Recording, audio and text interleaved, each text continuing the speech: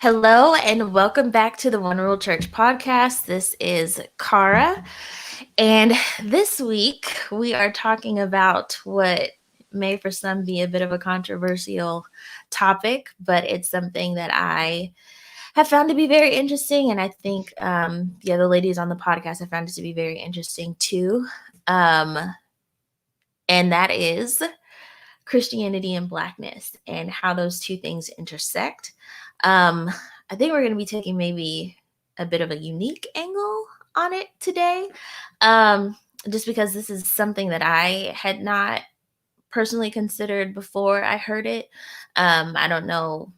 Obviously, Rachel has thought about it. Oh, and I'm sorry, we have a special guest today, Miss Rachel Jones. She is kind of the one who prompted this whole conversation in the first place. So thank you to her for that.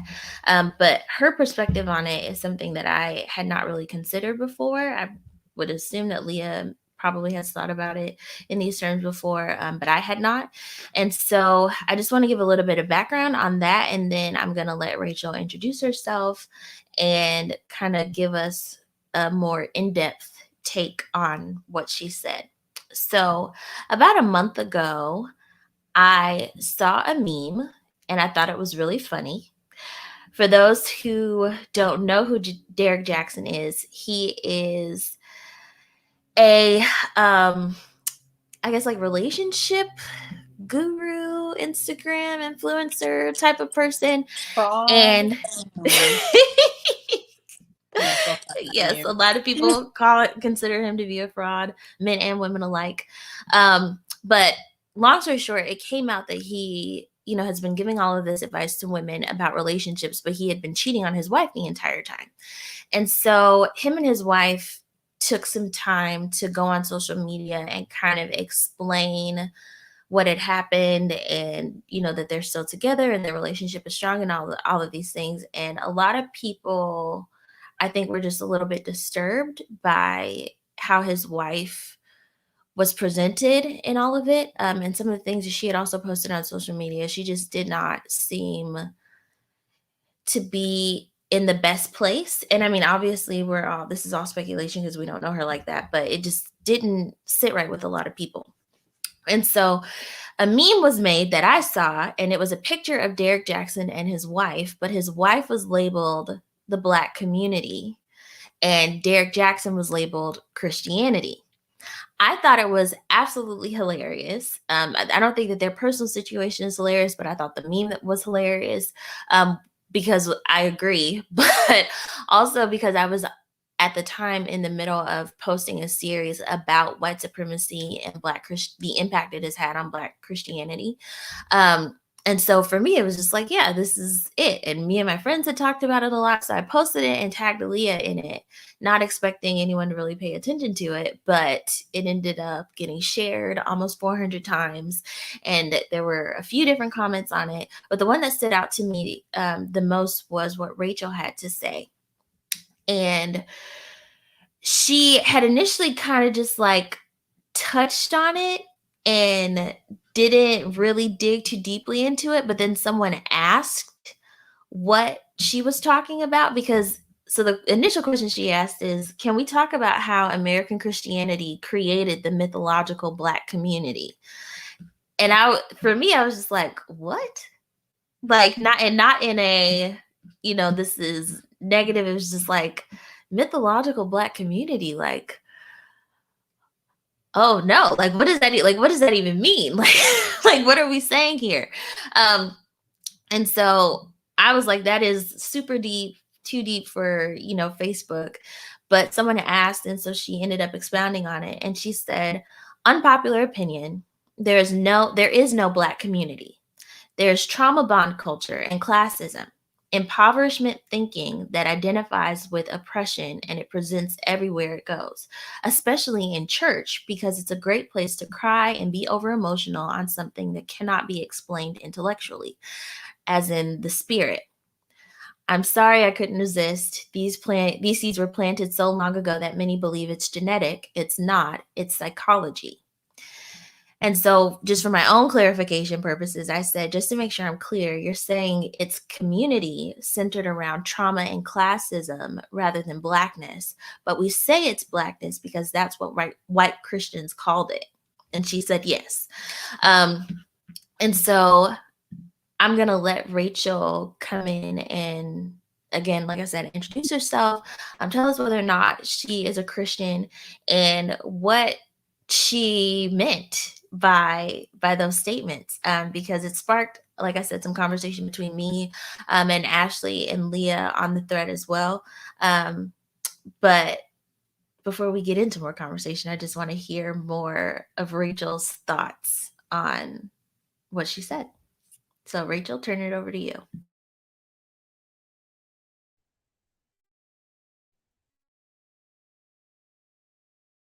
First of all, all right, can you hear me okay? Yes. Yeah, we've got you now. Great. Okay, so there's a lot of layers, as we mentioned before, many of which I have not yet come to. So let me just say that I'm no expert. Um, I am just a ruminator, if you will. So there are a lot of, I kind of take a thing and turn it and turn it and twist it and turn it and wonder why, you know. And so one of the things that um, has always um, kind of made my antennas go up is when people ask the question, what are you? And you see a person with two eyes, a nose, a mouth, two ears, a liver, and a mother, and who can speak back to you in the same language. And you ask them, what are you? To me, that's just like really weird, um, extraordinarily strange. We're in the same country, we're speaking the same language, we can identify a lot of the same things. And the question is, what are you? Now, let me just step down a little bit and say, so I come from a part of town that's considered to be the hood, right? That's where I grew up. I grew up in a really rough part of town. Um, you know, Where are you from, where Rachel? I'm from Pittsburgh, Pennsylvania. But if you know anybody from Pittsburgh, Pennsylvania, and you say the word Homewood, like the 15208, like they will know. Okay. You about that life, you know. But or at least you know some people who are about that life. So I remember actually being and I have avoided the question whether or not I'm a Christian for a reason. Okay, I'm coming to that. But I remember about 10, 15 years ago, um, there were there would always be students coming to the University of Pittsburgh or Carnegie Mellon or Duquesne or whatever, because it's a college town. And so I remember running into one of the kids who had come to our church and was a student. And he saw me walking through Homewood. Okay. And so Homewood's one of those things, kind of like if you're in Midtown Manhattan, you can turn a corner and you can be on the wrong side of town. Pittsburgh is kind of like that too. So if you just go up the hill, like maybe 10 blocks, you'll be in Point Breeze. And that's sort of like um, lower middle class. And then if you continue on into Oakland, you go to middle class, and then you hit the highway, at the Parkway, and of course you know how this thing goes. So he goes, what are you doing down here? Because right, if people aren't from down here and you find yourself down there, you're over there for a reason, to imbibe in some of the things that lower class people do, to the opiate of the lower class, if you will. So I was like, I live here. And he's like, you're from Homewood? You're from Homewood? I'm like, yeah, this is born and bred, And he was like, there's no way. And I'm like, well, I know why I'm here. My question to you is, why are you here, my friend? So I mentioned that to say one of my best friends that I grew up with, people would ask her when we were together, we went to North Carolina, Someone said, "What are you?" And she's like, "A person." Like, what are you talking about? But her skin tone is extraordinarily pale. Like, she cannot tan. Okay. She only burns. And her hair is just really super ambiguous. So the guy says to her, "Well, what are you?" She says, "A woman, a person, a human." He's like, "No, what are you? You know what I mean, black or white?" And she goes, "Black." And he goes, "No, you're not." And she's like, "You're telling me." And he goes, "Well, what's your mother?" And she goes, "Black." "Well, what's your father?" She goes, "Black." "Well, what's your mom's mom?" She goes, "Black." "Well, what's your dad's mom?" And so he wants her whole genealogy because she has to like verify her black card, you know? And that was like kind of like one of my first uh kind of question mark over top of my head, like, well, what is happening here, really? And now I don't consider myself to be racially ambiguous. If I pick out, if I don't like put enough gel in my hair, it's just kind of like a Brillo pad. You can clean a pot with it. I'm proud of that. It is what it is, what God gave me. Um, but I had a friend of mine when I was in Alabama always mentioned to like, you're mixed with something. And I'm like, who's not mixed with something? Like, where can you go where somebody, we look back in history enough, and we look at, war and conquests. Everybody's been bothered by somebody to some degree or another. So this was always a thing, and my mother walking into my high school one day and kids asking, "Is that your mom?" "Yes." "Is that your real mom?" And I'm like, "Yes." As far as I know, now I need to ask questions. So these kinds of questions made me begin to wonder, well, what is race? What is blackness? Even though I grew up in the quote unquote hood, I was very sheltered. So a lot of things I didn't get into. A lot of things I wasn't allowed to imbibe in, and a lot of things I wasn't exposed to. And so when I was found in my neighborhood by a stranger who told me there's no way I could be from there, and a stranger who told my friend there's no way she could be black, I began to wonder, what is black? And then when I would be told by friends I wasn't black enough, black and white, quote unquote, I'm using air quotes here, I'm like, well, who decides whether we're black or we're white? Then I began to look at black culture and in America.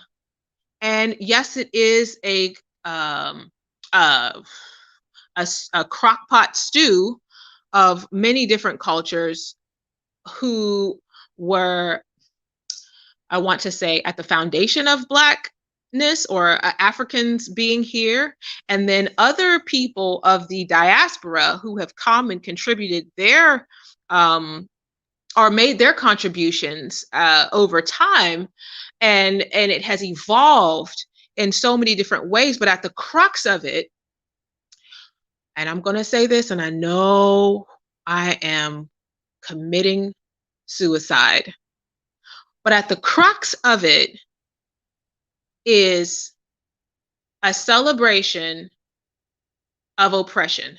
Oh, God, y'all give me a second to explain. Don't reserve your opinions and judgment for just a second, because what happens every Black History Month? Like, only recently, within say the last 20 years, have I heard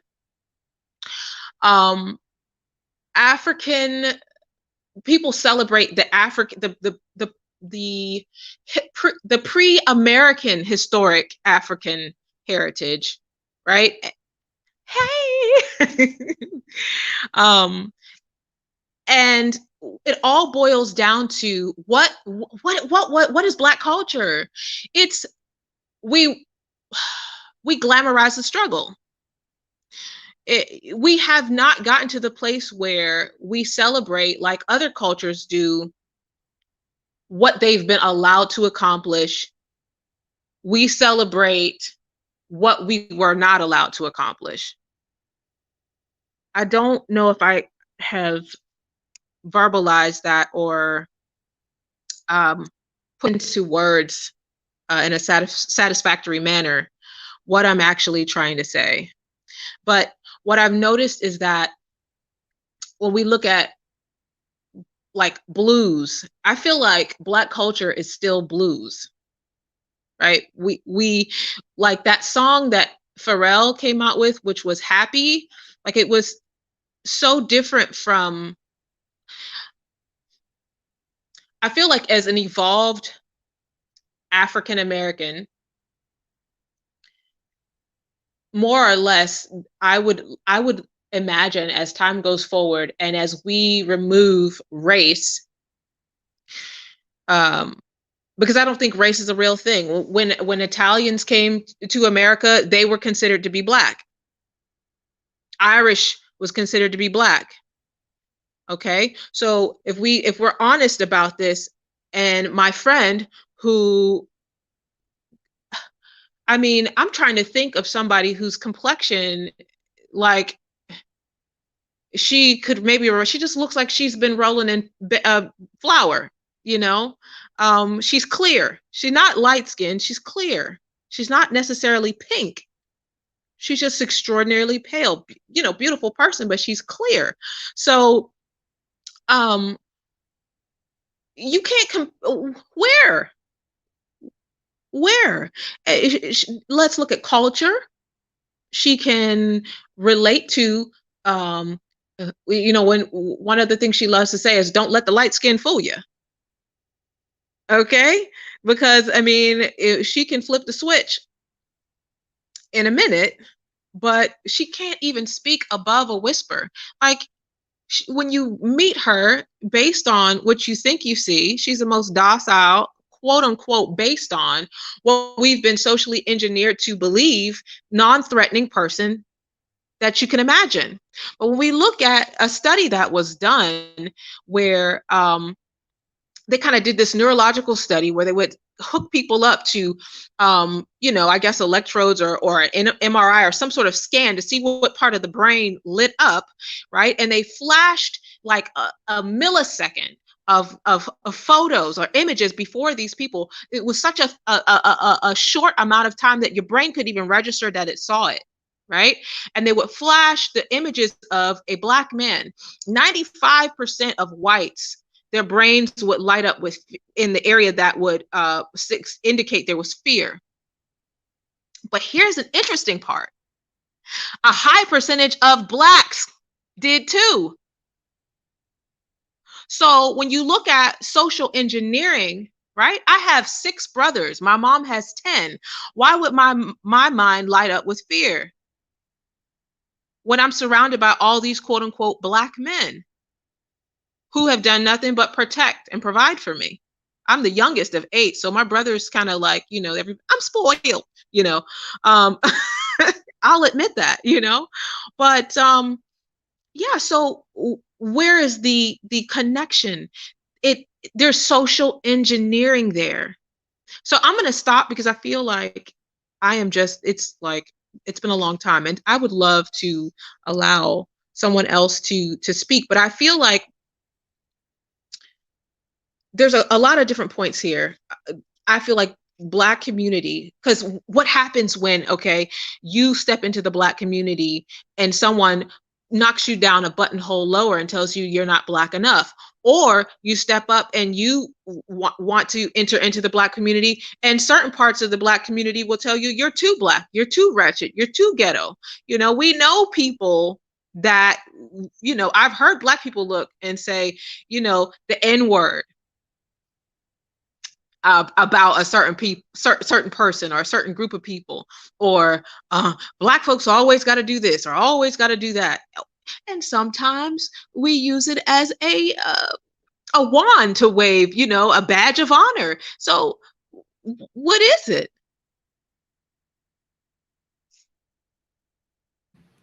And I'll pause right there. That's a good question, Rachel. Because I think what was interesting for me about what you said initially was this idea, not so much that Blackness doesn't exist, right? Because I mean, we can say that I think we can say that it's a social construct. But a lot of things are social constructs, and I think once society has constructed it, it's now a thing. And not acknowledging, the fact that it is a thing, I think doesn't negate its existence. And so the fact that race was not did not exist in the minds of society until someone decided to make it a thing, for me, doesn't, I guess, change the fact that it exists. But what I thought was interesting was the idea of separating racial identity and whatever that may actually be from the trauma bonds and the classism and the oppression that our community seems to be centered around now. Because I don't think that it's an unfair assessment to say that Black community is built on a common, or the commonalities of Black experience. And that started from a place of extreme trauma and emotional, mental, physical, psychological damage. And so I don't think that it's misplaced or incorrect to say that that's the foundation of community here. That doesn't mean that it's the foundation of Blackness, but it's the foundation of community here because that's all we had. And um, the fight to get away from that and get to a place of wholeness, and the part that Christianity, I think, has played in stifling that plight, because that was something else that you had touched on. I think for me is what's interesting, because I hear people say, and I saw something on Facebook not too long ago where someone was saying that they reject any idea about Christianity that separates Blackness from Christianity because Jesus is a part of a Christian's identity, and that includes, their experience as a Black person. I shared that with you, and it was Yes. a pastor whose name I don't remember, but I can see his face. Yeah. Yes, that not being able to separate the two. Yes. Not being able to separate the two. Can you say that again? Say what? You said anything that I didn't get that. I didn't get the fullness of that. He was basically saying that actually, he was saying it'll be easier if you pull it up because it didn't actually make any sense. So trying to explain it is going to be difficult. Okay, any theological ideas that decouple Black culture from Christianity is not for me. My culture, who I am as a Black man, is inextricably connected to who I am in Jesus Christ. That's 100% agree. That's the one where I said, you agree with that? But not for the reasons that you think. Exactly. That's exactly what Leah said. What I said. I don't think he's saying what he thinks he's saying. I cannot. That is literally right. Exactly. But I'm not. I got a one-handed clap upside his head because. That's exactly what I said. I'm sorry. Nobody got what I was saying besides. Y'all about to get the homework. Yeah, that's a one-sided clap upside his head because he's a fool. And I don't want this to seem like you don't have to be it's bashing anyone. He really was trying. It's like, not to bash anyone. It's not to, ridicule anyone or anything like that. But we're talking because Rachel said this, we think it's genetics, but it's psychology. And this is, again, not to bash anybody, not to criticize anyone. Yes. And I just want to set the, make sure people are understanding that this is not to bash anyone or ridicule anyone. People are entitled to believe whatever it is that they want. That's true. But this conversation is about unpacking, because the problem in terms of growth and change is that you cannot take in new information or learn or grow if you are not willing to let go of what you think you already know and what you're already committed to believing is true. And so anything that comes into your psyche or comes into your consciousness that contradicts what you think you already know and what you're committing to believing is true, is automatically going to be rejected by your brain if you're not being intentional about giving it the consideration and the due process from an intellectual standpoint that it deserves. And so we're talking about this stuff to kind of give people, if nothing else, just like a jump off point for unpacking.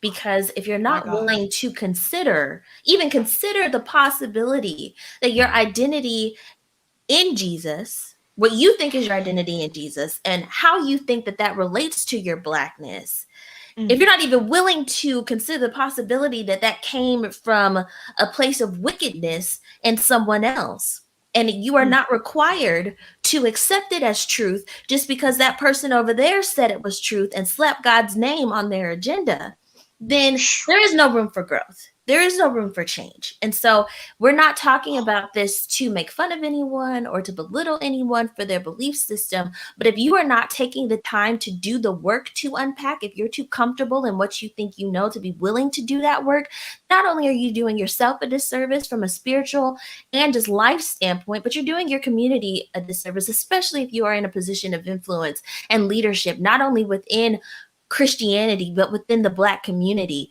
itself. So that's my, Yes. So Leah, go ahead. Then you know what? I thank you for that, that switch and that correction, that rod of correction, because you're absolutely right. And, you know, I jokingly say he a fool. I mean, I say that I repeat it because I have to apologize for it and take accountability for it, because you know what? There was a point at which, you know, I felt the same way. I really, truly, many of you know, I don't know who of us have not been there. If nothing else, as a coping mechanism, which is what I'm about to get into. Come through, sis. I'm ready. I'm about to mute my mic. I've been, outer space is not the right place, but I'm nearing my finals. And about to go back to the United States in the middle of this stupid pandemic, despite being vaccinated and all sorts of things. So my brain has been all around the place. So if you saw my face, two things were going on. My phone is making really weird noises when I don't have my headset in, which is why I keep frowning at it. It's not anything you're saying, I promise. I want the audience to know that too. And also because I had to recalibrate. I think, you know, having 4 kids and being in grad school and all number of other things going on, there's a lot of things happening inside my brain. So sometimes when I'm in conversations, I'm making faces that look unpleasant, and it's really just because I'm trying to catch myself back up. So I just want everybody to know that it's not always an indication of anything I'm feeling. So the combination of those, of the meme and the commentary that I don't remember his name, and I actually think it's a really good thing that I don't remember his name. We lost Rachel. Hopefully she'll come back. But I think it's a good thing that I don't remember his name, and the reason why I think it's good that I can't like attach any specific identity to him right now is because his sentiments are so widely shared by so many prominent people in the Black community that it's better that I don't remember who he is. I have the name here, but I don't want to put anybody on blast. But right? I also don't tell me, because I don't even think it's important. I think I definitely agree with what Leah's saying. You want to make sure that, because that is a blanket thing, and it needs to be addressed blanketly. So exactly. Yeah. I'm really glad that I don't remember who he is, because that's gonna keep me focused on addressing this from a general community experience standpoint. Honestly, I saw that as a very reactive attempt to rationalize the cognitive dissonance that the meme that you shared brought up. I do know him well enough to know that we both share a lot of, I remember everything about him except for who he is, for whatever strange reason. Like, I remember going to his page and looking it up and seeing how many mutual friends we had, you know what I mean? But like specifically who they were. Like, are these people from HBCUs? Are these people from religious HBCUs, won't name them. You can think of them on your own. You know what I'm saying? Like, what's the commonality between who's in the middle of the Venn diagram socially between me and this person? And it was all very staunchly committed, if not keyholed and fishbowled in terms of their perspective. Folks who have grown up very, very sheltered within usually fundamentalist Christian sex, not sex, sex, sex, sects. And so in understanding that comment, I saw that as a really, really intense reaction to gloss over the cognitive dissonance that he didn't have the resources, tools, interest, or energy, whichever combination of those things, to reconcile what was being brought up that was in conflict there. Because it was like within 48 hours, if that, wasn't it? I think it was like the day after. It was very soon after. And it was obvious that it was in response to that, just based on the comments that had been put on the thread. So for me, it was sad. If you've ever heard somebody try to talk their way out of a paper bag and all they do is tie themselves up into it, that's what was going on there. Because when you say, I'm unwilling to separate my Blackness from Christianity, like, yeah, well, you can't. But it's not for why you think. Like, the whole concept of manifest destiny and the white man's burden were created by Christian fundamentalists at a time when the Presbyterian sects of the Christian church that had just recently saying like within a couple centuries, broken out from that. Why am I not seeing anyone else? Is everybody still here? My camera's doing weird things. Yes. Okay. I put you on solo layout. Yes, so people I'm can over see you here as you talk. screaming. It's easier when I can see everybody else. I don't like staring at myself for... Back to the historical portion. You know, at the time, sorry, I said Presbyterian, and I didn't mean that. I meant Protestant, although Presbyterians came about at this time. So the Age of Enlightenment, which was ironically the most ass-backwards mental moves that any societies could have possibly made in Europe, it was called the Age of Enlightenment, was the precursor to Darwinism. You know, it was the beginning of trying to make people's biases scientific, because the scientific method had just become a thing during the Renaissance, thanks to Galileo, who proved that the earth wasn't flat.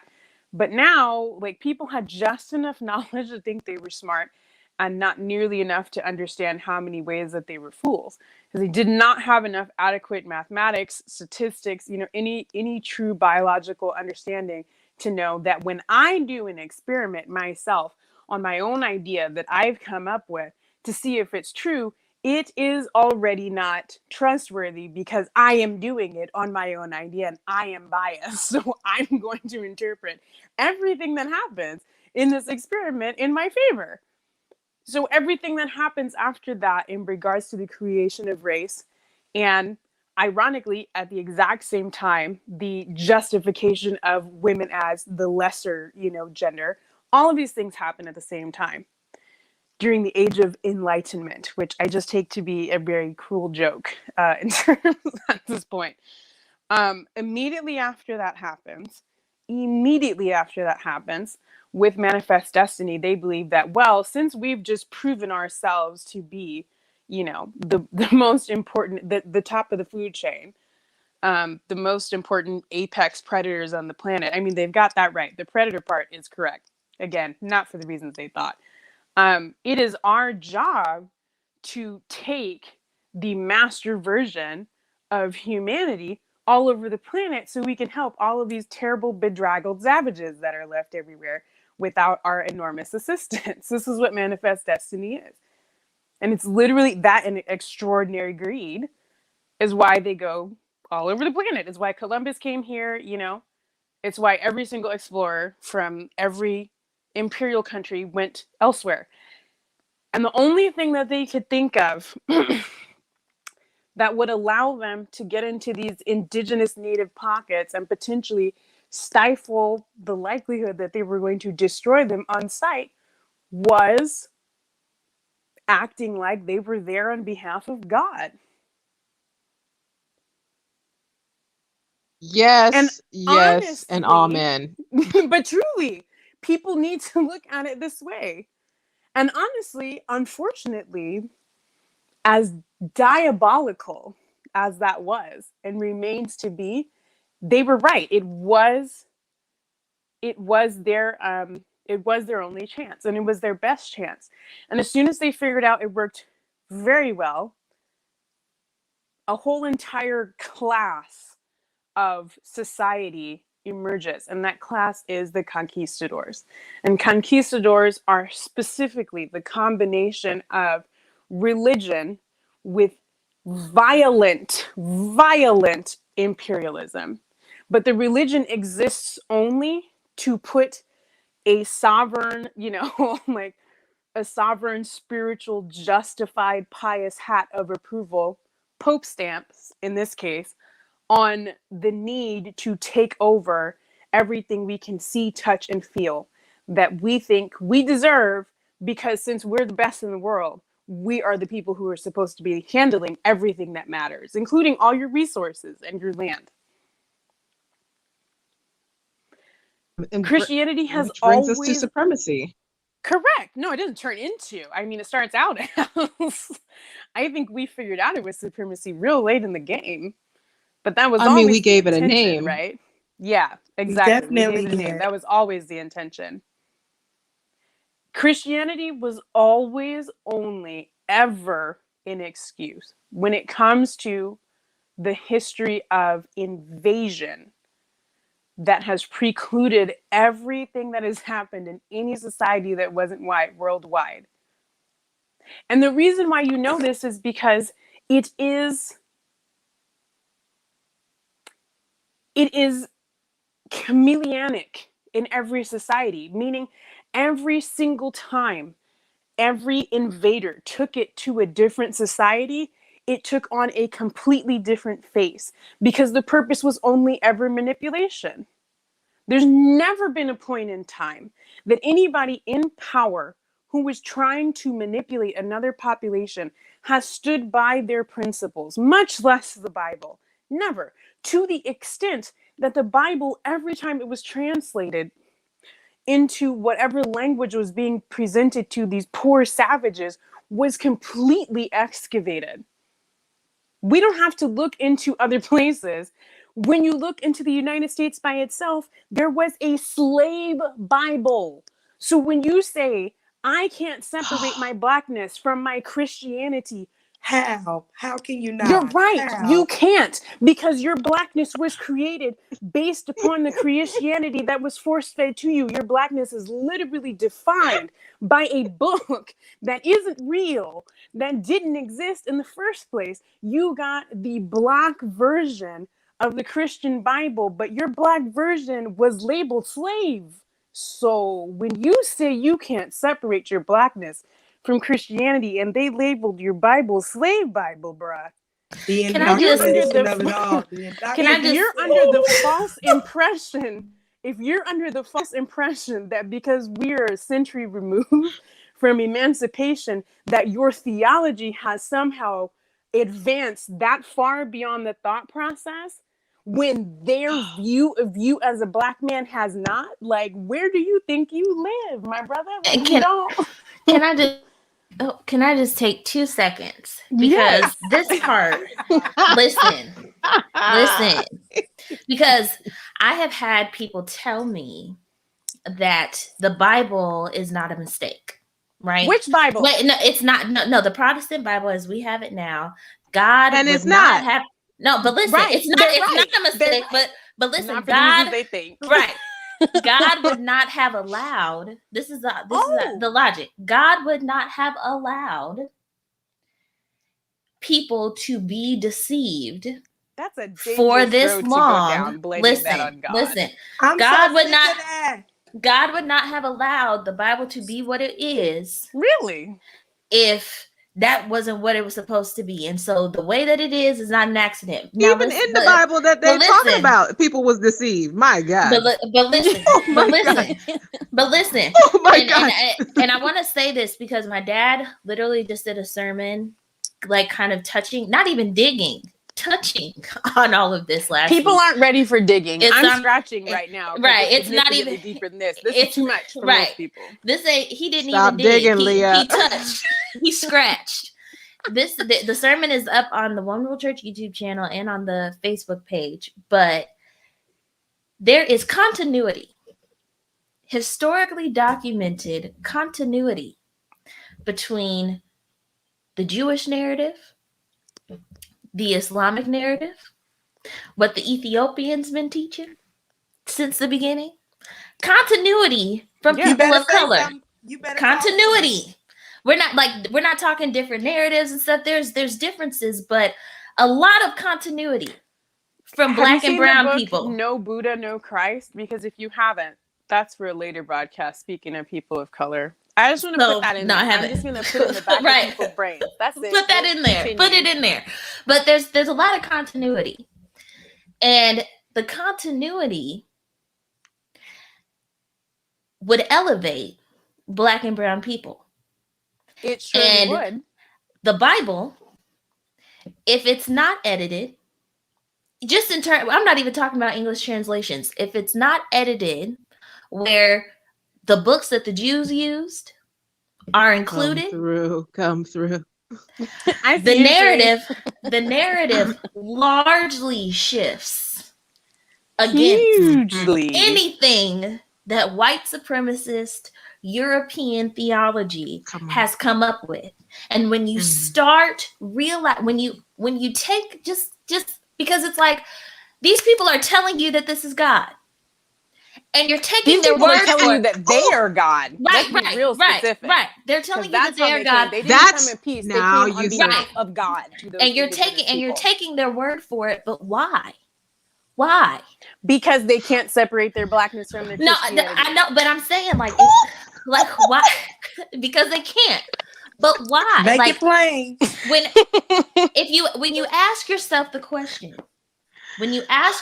question, where is this messaging come from? This is what Rachel was talking about at the very beginning. Yeah. If you ask why, where does any of this come from? And I'm gonna take this Sansa from Game of Thrones. She got this from Littlefinger. What's the worst reason? Absolutely. What is the worst reason a person would have for creating a narrative that does not serve me? Right. And once you start considering the worst reasons why they're not going to tell you the truth, and you recognize that you live in this year of our Lord 2021 and you have access to all of the internets, and all of this information is on Al Gore's internets. And I don't want to hear anything about what God will not allow somebody to be deceived about. If you are deceived now, it's because you want to be. Listen, free will goes every direction. Every direction. Nobody can make you believe something that you don't want to believe. Nobody can make you learn information you don't want to learn. That's right. Yes, I have one last part based on what you don't want to believe, and this is going back into the compassionate. And Cara and I have spoken about this without getting into the psychological details into why. Although part of that does include epigenetics, because trauma, we know now for a fact that trauma can and does change how genes are expressed, which is in both. It is as amazing and inspiring as it is disturbing. Just leave it at that. It's really both.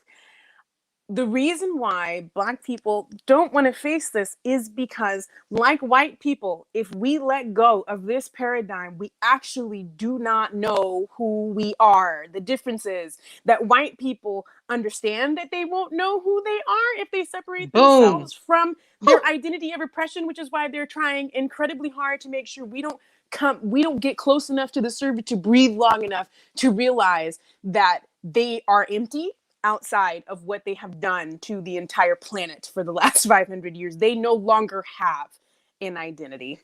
We do, because we survived them, and every single group of people who has survived them has formed an identity, albeit it is grown out of trauma. Nevertheless, we still have more depth than they will ever have. They've become a void that is sucking every single group of indigenous people into it to destroy it in an effort to fill the emptiness that they have created by succumbing to the absolute worst angels of their nature. But Black people, if we separate ourselves, I say we, I've already separated myself, but as a group, as part of a community, if we were to delve into this place to realize that we're fulfilling a place that was created for us in a pyramid to hold it up, if we separate ourselves from the systems that propel an identity that we did not ourselves create, who are we? That is a very scary question for most people. Yes. So when you see people, I mean, it's really, really fearful for many people. They have no idea where to go with it. So when you see people pushing back and bending over literally backwards in an attempt to justify not just their Blackness, but false Christianity as the basis thereof, understand that that is being driven by an extraordinary confrontation with the fear of lacking substance as a person and as a group. And I think that those are valid. I think the feeling of fear, the feeling of being threatened is valid to an extent, but it's only a small extent.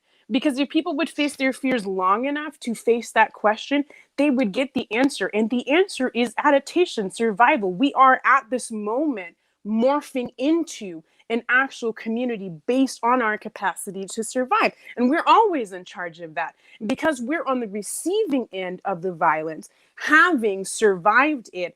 Our ability to form and define ourselves as a separate, albeit new entity compared to the rest of the historical world is infinite. White people, they don't have another option. They literally have to obliterate who they have been, and where they're going to go from there, I don't know, but they cannot continue to exist the way that they are. They would have to start from scratch.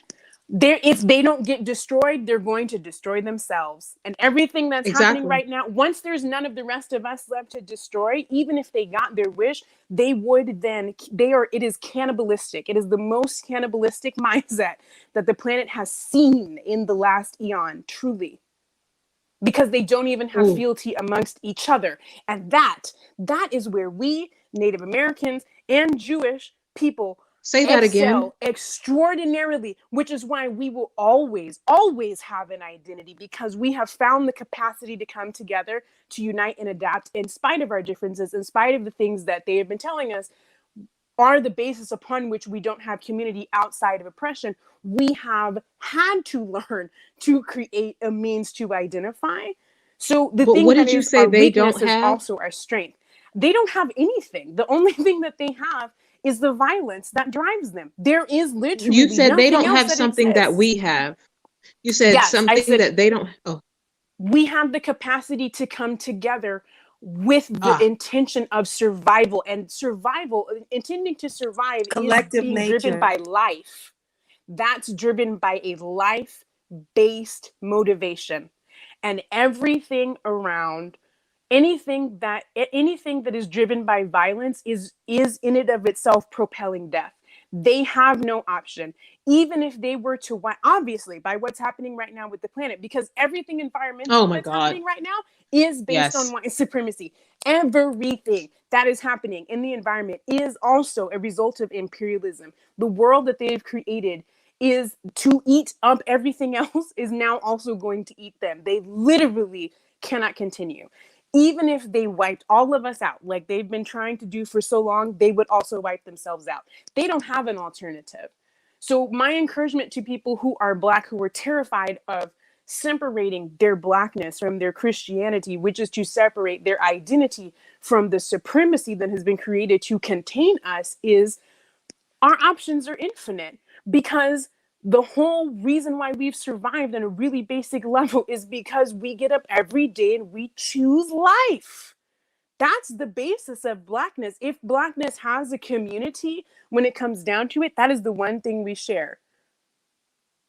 And whiteness has chosen to be the complete opposite of that in every context that it has put itself in, not just around Africans, not just in Asia, not just literally everywhere it's gone, right? I don't know. So that's my ending thought. I don't think I have any other thoughts besides that. That's my encouragement. It is terrifying, but it is also infinitely opportunistic. And just because the people who created this cage for us, just because they are themselves imprisoned by it, doesn't mean that we are.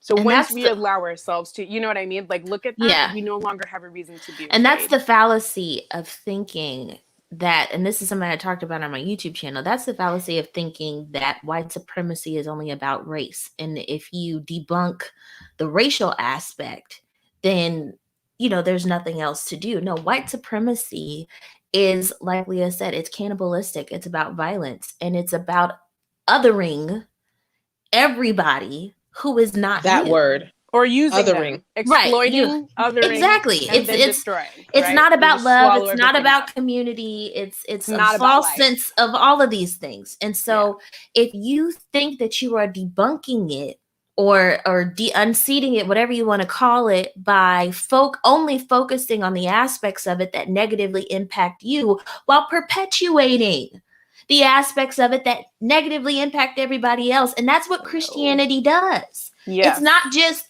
I'm marginalizing you based on your blackness. I'm marginalizing you based on your gender, based off of, you know, your sexuality, based on the type of life that you want to live. It's everybody who does not fit this narrow, one-sided perspective that these people over here have selfishly and wickedly decided is right. Everybody else. How you interact with God, because Christianity does. Yes. And it's just like, if you are not willing to you cannot get rid of that from a systemic level if you're only willing to focus on the parts that negatively impact you. Right. Yeah, it's just not going to work like that. So go ahead, Cherie. I'm sorry. I just need to throw that. Girl, I didn't have too much to say. You know, I wanted to say y'all was preaching like y'all always do. Of course, Leah, you on the money. On the money. But a big thing that I wanted to say is Leah was talking about white supremacists coming over and colonizing lands. We all understand about this. And under the name of Christianity. And I just wanted to add to that that's still happening. It's still happening each and every day. Maybe not going to different countries. I mean, you're absolutely right. Maybe, but in our minds, like with thought processes and everything, it's transformed from a physical, I'm going to kill you off if you don't think this, if you don't do this, to a mental situation like that. Any person that tries to step outside of the mainstream streamline of what what they want you to do, they are stepping in and they are trying to destroy you, just like they did people in the name of Christianity. It's the same exact thing. So that's the one thing that I wanted to say. And because Leah and I are both neurodivergent, and that's something that we had talked about, and it was, again, perspectives I hadn't even considered, this idea of neurodivergence, and that there's a normal and anything that is not normal in terms of its processes normal is or whatever else. White. Right. Really white. Honey. Just wanted to make sure when you're talking understand. About, you're talking about American. Like when you're talking about Americans. No, you're right. Absolutely. Everybody that's the only demographic in America that doesn't have to hyphenate. Everybody else is hyphenated. Asian American, Native American, African American, Jewish American, Italian American, Mexican American, Chinese so blasphemous. American, Japanese American. What do you call white people? American. White. American. No, I never call them American. I only call them white. White. That's what I call them. Rude, like, but that's what they call themselves. But it's been I'm set up about to to the point bust. where people is like, this is the normal, and everyone else is, oh, that's the Black version of what Americans are. Oh, that's the Chinese version of that's the Asian version. It's terrible. Like, you know, like it's always like, oh, that's the Black Uno, or that's the. They're you know, literally like the people that off-brand belong of the quote unquote least normal. in that Yeah. entire continent. On the whole globe, but on the globe. Yes, that's true. No, I call Europeans Europeans. They've been there since the beginning of time. But That's do they fine. call Black? But nowhere else. Do they call Black Europeans Europeans? I'm saying they're the global minority. You know what? So if we're going to get into that, Europe is a little bit different. And they will, if you speak the language and you were born there, regardless of what color, they will call you French or German or Italian or whatever. They doing better. Exactly. Sadly, they are. But you've already been subverted. Your culture typically, they feel, has been subverted. And what do people do who go to those countries? And this is why I struggle, and I'm going to shut up because I like what you. Which people that go to which countries? So I make sure I'm following you. Okay, so for instance, what I've noticed is a lot of Africans, a lot of Haitians. Mm-hmm. I've noticed that when they go to those countries, they marry European. But it's not. You don't know that I'm okay. in Germany married to a European, huh? Well, no, I had no idea. But a lot of times it's to solidify like their Frenchness, right? Yeah, it's so to they're get in countries that absolutely right it's to get colonized acceptance. Yes, a lot of them exactly. Yeah. So so I was gonna say not for the reasons that a lot of Americans, but I don't know all the reasons that American people marry. I don't know all because everybody is different. Can we go to that actually though? And because when you're talking about how let's go Blackness Sure. is not a community, no, this is a really good example. There is not a Black community in Europe. And it's for all, it's number one, the majority of the people in Europe were never enslaved who are Black. And because of that, no, but because of that, this is verifying what Rachel is getting at. Because of that, the feel for the need to have like extreme automated camaraderie is low, if not non-existent in some situations. No, truly. And so, but this is like, because you're just French or you're just German or you're just correct. That's the mindset. I'm not saying the mindset that is correct. why I'm saying you are correct. Like, it's very interesting. I'm not and going so Americans, to try to make Americans will find each other in Europe who are Black.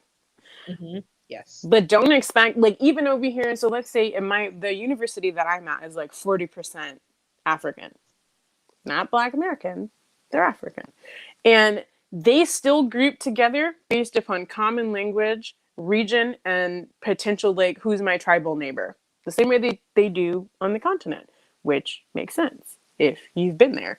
But that's it. Like, there's no other big, like, there's no African student union.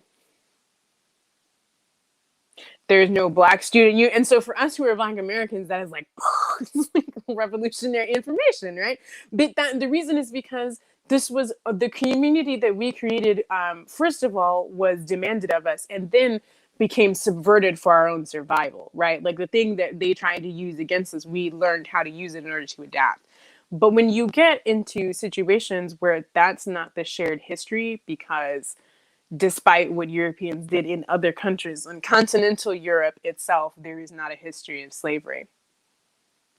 And I think that's why, kind of like we were talking about earlier when we was talking about what are white people without white supremacy. I think that it is important for us to understand who are we without struggle. You know what I mean? Who are we without questions? Who are we without all of those things? Because that is that's the opposite side of the coin. And this is why I think that's it's so all important I'm saying. for a lot of people to not. No, I'm agreeing with you, Rachel. I'm sure. Yeah, not focus so much on what is being done to us, but also who are you? You know what I mean? And I also feel like this is why people gravitate towards Black people who focus more so on who they are and not necessarily what is being done to them. Because you could worry about what's being done to you to the end of time, but if you take all the Black people and put them in a situation like it is over there in Europe, then what? That's my Then question. what is My right? question. Because Black but I- Americans are confused over here. Yeah, most but of I them. think, but I think that it's dope. Like I think Kara alluded to this, that we're in a unique situation. I think you said it too, Yes. Leah. Like we wake up every day and our identity is rooted in the fact that we overcome. Our identity is rooted in the Yes. fact that we have been able to persevere and endure a tremendous amount of ridiculousness over the course Absolutely. of our existence. We've Genocide. It's very Yes. slow scale, Yes. consistent attempts at genocide. There's really no other explanation. Right. And in the process of doing that, we have maintained our spirit. In the process of that, we have maintained our love for who we are. And we love, most people say, I love being Black. You know what I mean? Even though everything that goes along with it, you know, we were like, I still would choose it. Like most people say that, you know what I mean? Yeah. But I think that alluding to what you guys were saying earlier, it puts us in a unique situation because we have the ability to create whatever we want. We can be whatever we want. We have the strength and the resilience to say, this is what it means to be a survivor of the trauma of being Black in America. This is what our community is. We don't have to continue to say our community is victimhood. Right. Our community is surviving, I mean? Period. And there's nothing else. That's what they have told us. They have told us that this is what your community, this is what it means. What it means to be Black is to be a slave. They tell you that by all the movies that they promote, everything that they promote consistently.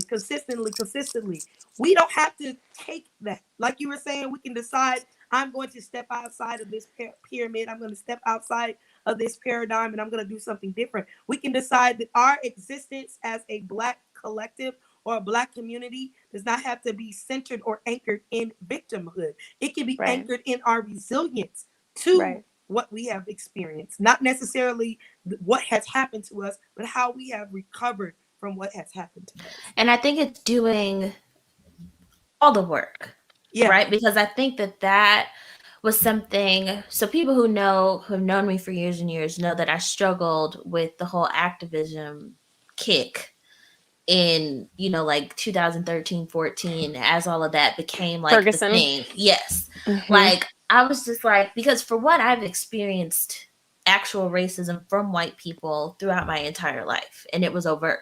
This was not, you know, like, because I grew up in Michigan, which is fairly segregated. And this is voluntarily, but, you know, we just there wasn't a lot of mixing. And so when there was mixing, it could be, you know, crazy. And so volatile. Yeah. For me, coming from that and then going to a place like Oakwood, where you have, you know, people who have been around Black people for the bulk of their lives, whose parents have money to send them to, you know, all these Adventist schools and, you know, it's like, and we're talking about Black experience, like privileged Black, right? Like you don't know nothing about nobody's hood. We're sitting in class and they talk, you know, we're talking about urban areas and stuff like that. And it's like, I'm from Detroit. I know for a fact none of y'all know anything about what you're talking about.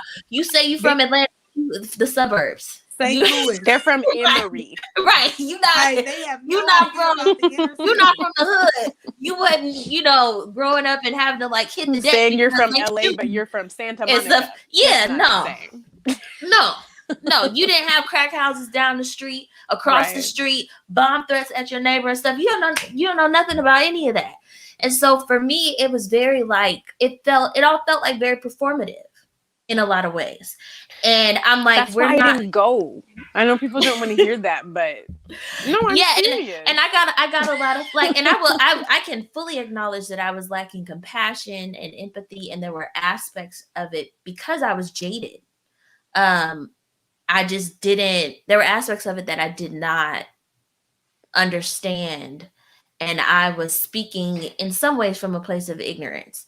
And the idea isn't even, and I think that's why I said, I'm saying all this to say that like, there's duality here. It's not one or the other. It's not racism is not an issue and it's all on us any more than we don't have any issues within the Black community and it's all about fixing racism and all of our problems are outside of ourselves. It's duality because I think that lack of accountability is white supremacy too. Like it's absolutely, it's yeah, decolonizing your own mind is the work that has to be done in order to be able to take advantage of, a society that is not keeping you down based on the color of your skin. Right. You cannot. I don't think it's possible for us to do that and still stay married to the Christian, to anything Christian. Yeah. I don't think the reason why it was like the reason why we're attached to it a bit in the first place is. And let's just say too, because part of what is always said is Christianity existed in Africa before Europeans, but it wasn't and blah blah blah. Christianity. Right, and that's what they're doing now. No, it's not. It is not the wash down Council of Nicaea filtered. Yes, Even not the same thing. Presented version of Christianity, a very what that's and I would not call what indigenous peoples have Christianity. Lumping it all together under one banner because the one commonality across the board is belief in Jesus. That's completely inaccurate ideologically. That's false. I fight that 100%. American Jesus is white. He has a gun. He has a cross. It is on fire. Like, stop. Even your Jesus is not right. Stop it. This is all just crap. And I don't care if you're black and Leah. But it's true. Do you remember the meme that I put up, Cara, like a couple days after that, where it was the KKK, but it was like Kente Cloth? Yes. As far as I'm concerned, that's what's happening in Black church, and I can't with it anymore. Just because they brought you like the ambassador from the KKK and he's black, and you like how he fries his damn fish, doesn't mean that it makes us Christianity. Even this doesn't make it acceptable. Like I just and you cannot. There was a meme I've seen before, and it was like a bunch of logs standing in an auditorium, and then there was a speaker and an axe, and he was an axe. Yep. And they voted for him because his handle was made of wood. When this is really not good for you. That it reminds me of that type of mentality. That's what it is. Latched on to Christianity because of one little thing about it that may resonate with our souls. Jesus wouldn't go to most of y'all churches. So what are you talking about? You believe in him. Bible, maybe you should get to know him better. Jesus would be going to the synagogue. He wouldn't be going there either. He wouldn't be going there either. They're not in Gaza right now. I don't know where he would be going, but in not either of the two places. We can count in the Bible how many times Jesus went to the church. And Jesus was to his own church while he was alive. Jesus was fighting in the church because people were went there to cuss them out in the church, which is what I go there to do. Exactly. Oh, right. Listen, because the temple thing, people love to talk about Jesus being, Jesus got angry. Jesus did. Who was Jesus angry at? Jesus never got angry at your average sinner. Jesus was flipping tables in church because people were blaspheming the name of his Father. Yeah, people was in there selling stuff in the name of his Father. You have turned my Father's house into a den of thieves. Period. Not taking care of the community and doing so. That's why Jesus called them children. He called them children of hell. Yeah, right. Like he really was cussing them out. Right, children of hell. Skip over that. We want to act like that's not in there. And he never said that. He didn't say that to the woman at the well. He didn't say that to Zacchaeus. He didn't say it to the demon possessed people. He didn't say it to the demon possessed people. Right. He didn't say it to the Romans. Who killed him? He said, "Father, forgive them." Like you. Listen. But he has some words for the Pharisees every time he's on them. Every single time. Every time. He always I'm from the hood, so I just heard him be like, these ain't my colors. I'm coming over here and talk about Jesus was always you ain't from over here. Jesus was always here to check the Pharisees every freaking time. And that's the part. And that's the part that I feel like a lot of these gatekeeping people do when it comes to spirituality. You can have a spiritual relationship with God without going through the Black church. I think that it's so, if you're so confused about the indoctrination. Well, white people spent so much time making sure that Black people would never think that they could have a relationship with God without reading the slave Bible, that you without can't them blame them. Yes. But we're supposed to be thankful for slavery because without it, we wouldn't have a knowledge of Jesus. But here's girl, you gonna that's how we got it. We're I will supposed to go be to thankful. hell and come back again before You know, I in the ever. slavery my was Lord. horrible, Don't but take you back to without that it, exam. how else would we have known about At Jesus? least we So got Jesus. that's the blessing in the Listen, storm. what on the real though? What does it say about God? I'm dead. Like, what level of blasphemy are you actually perpetuating to look at people and tell them that any level of genocide, extraordinary suffering, and violence was good enough? You were describing an abusive relationship with a psychotic human man. Yep. That's right. There's no parts of deity That's right. involved in Listen, that example. All right. Listen. So then I gotta jump in here because I know my phone has acted a darn fool. But I look. Oh, I'm about to bust. Oh my God. Okay. So, but here, okay. All right. First of all, what I last heard Cherie barking, this tree that I heard her barking up, my God, was who would you be if you weren't Black in America? Right. Who would you be? Right? Right. What if we abandoned Blackness? Would it then, what would happen? Because here's the thing that I noticed most recently. And you know, when you even dare whisper, utter such words, the feelings of betrayal, the feelings of fear amongst the brethren and sistren become so overwhelming Yeah. that name calling ensues. Yeah. You not even Black, you just an N-word. Wait a minute, where did that come from? Who do you sound like? I'm just saying. Who do you sound like? Where did you get those words? Like when we would say bad words as little kids, my mother was, where did you learn that? Ooh. Where did you get those words? Oh my. So where did you get your identity? So if you got those Man. words and you have that dialogue that just comes so easily to you, my God, who are you really? Who are you?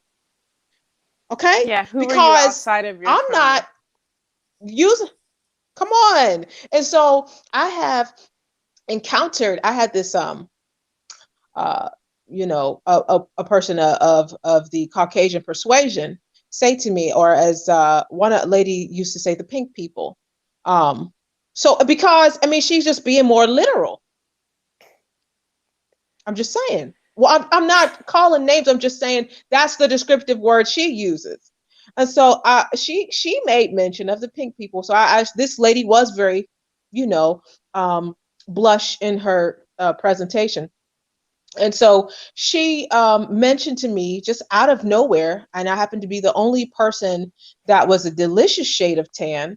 And and that's what I shared with her. She said, I think we should all get to, I think we should all, myself and her other pink compadres, we should all get together, you, me, and the rest of us, the whole lot of us, to go outside, and we ought to all hold up a sign that says all lives matter. No. And I said, well, why? I said, well, but why? Well, because we ought to just do it. But for what reason? And then another question I have for you is, why did you not direct this statement to any of your other compadres? That's the first I would like to know that. We're at work. We're at work. We're at work. Okay. And so that's you were at work? a number one This is reason why. harassment. Yeah, we're at work. So this is a number one reason why you maybe didn't direct this conversation at some of your other compadres, and why you shouldn't have mentioned it to me. But do you since mind we're if I here, ask you what you do? What's your profession? What's your professional life? healthcare. I knew it. I'm also Healthcare. healthcare. So- I just wanted to know. So I said to her, I said, first of all, let me just share with you, I am not a representative for all persons of not pink complexion. That's number one. I do not represent everyone that you think or you categorize as like me. I don't even Gotta get know that all of token. them.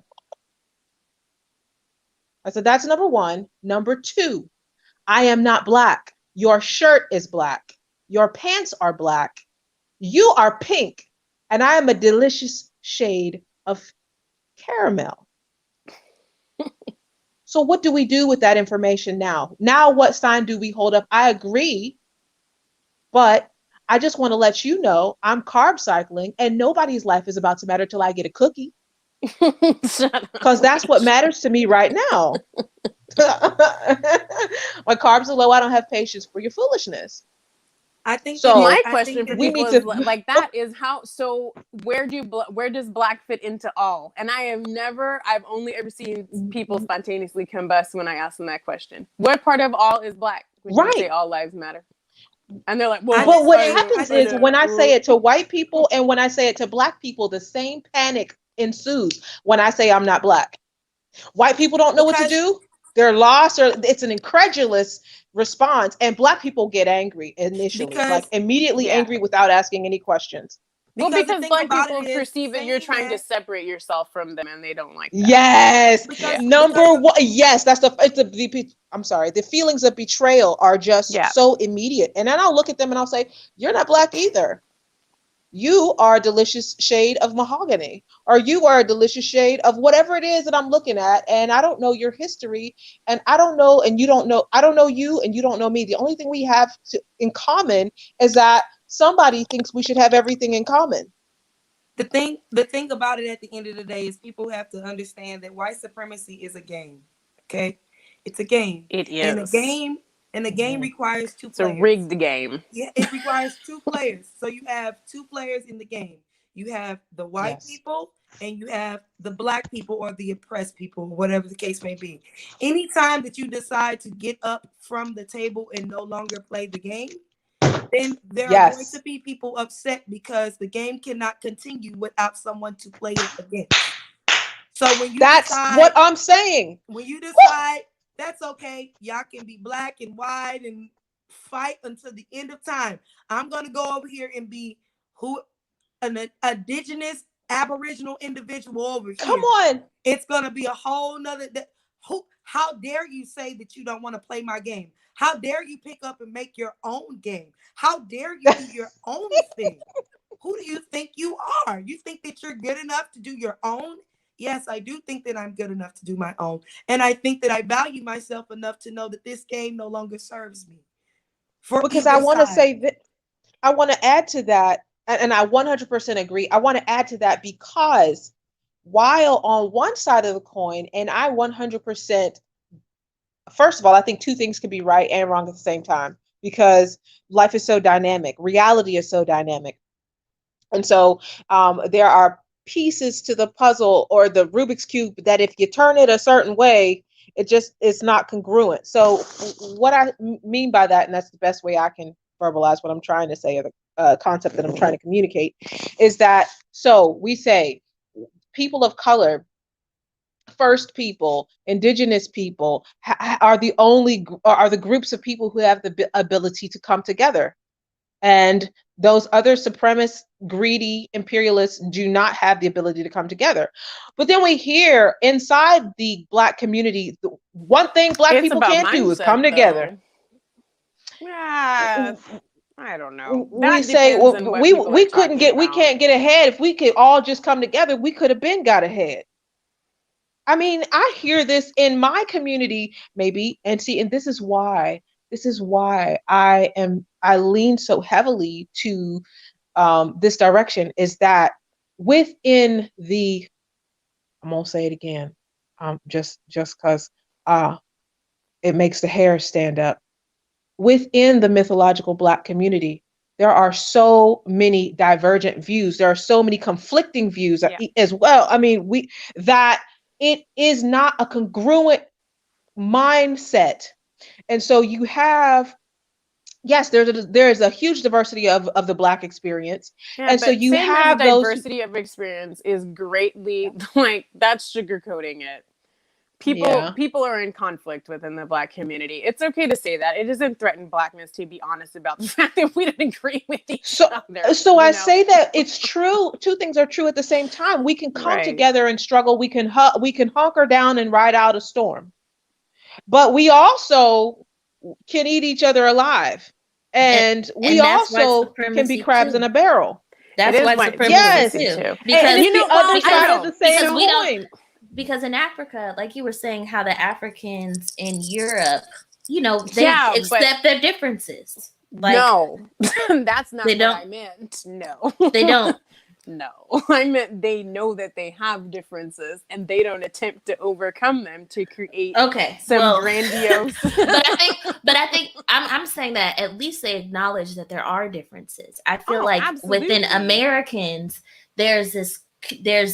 it's like twofold. It's this idea that we should be able to come together, but that coming together has to look like diversity threatens the identity of Blackness. But and if you're saying that comes from white supremacy, yes, I 100% agree. Diversity, because the white supremacist idea is that there's only one right way to do anything, right? And why does it have to come in this particular package? Well, but that's the supremacy part. And reality is that those differences are always going to be there.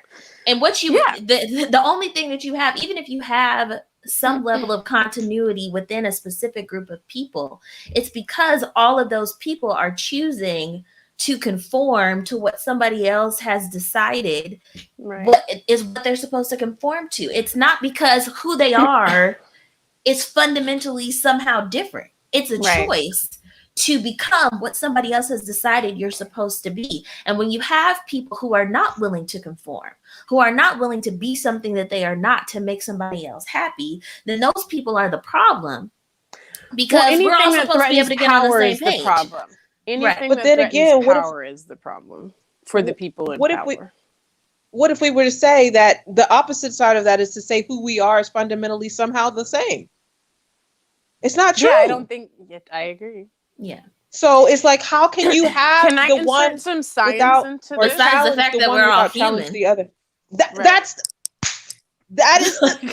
Oh my goodness, I love it. Humans have never united over all being human. That's right, and people don't want to, and that's why. And that's why when we talk about love, and people think that love is this, it's too broad, it's too general, it's not specific enough for anybody to live by it. And when you stop trying to control people, when it stops being about power, when it stops being about conformity, when it stops about being about uniformity and begins to be about, listen, the only thing that all of us have in common across the board is the fact that we exist, and we exist in human bodies.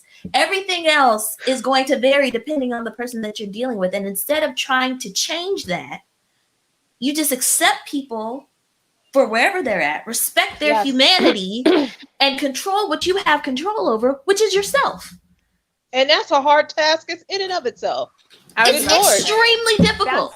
It's completely antithetical. But it also requires an extraordinary exercise in being rational. And anybody who's been around on this planet knows that most people aren't interested in doing that. I'm not saying they shouldn't because be, they can't. But no, it's because they're not interested. Right.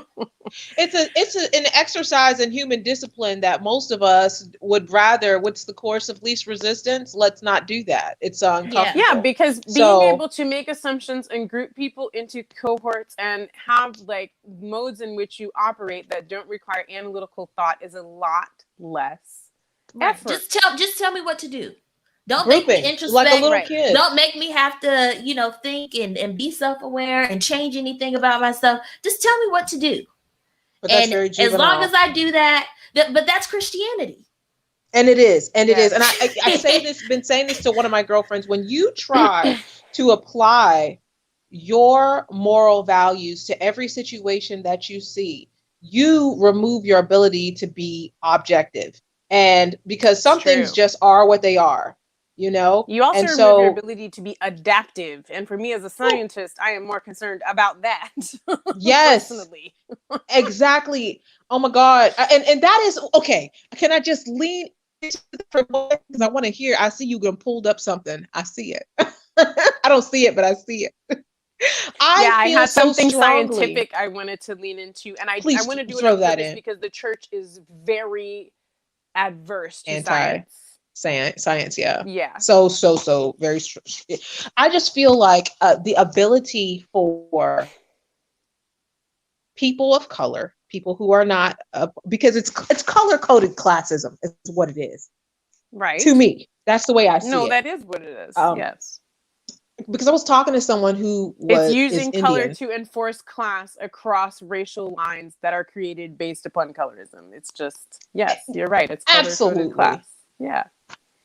So once Or you caste, remove that, you could use that word. That might yes, be more, yeah, more appropriate. Yes, once you remove that, once you abandon that, then you introduce adaptivity or adaptability, correct. right? You introduce a person who can matriculate through any situation fluidly, Right. and understand that if you want to fit into this particular part of society, these are the rules of engagement. Now you decide whether or not you feel that this is appropriate. But here's the thing: don't walk into a room, chewing with your mouth open in polite society and assume that they don't like you because you're Black, because you will find people who you think look like your cousin Bebe or Ray Ray will look at you as well and not accept your behavior. It is not because you're Black, it's because you've not chosen to accept those social disciplines.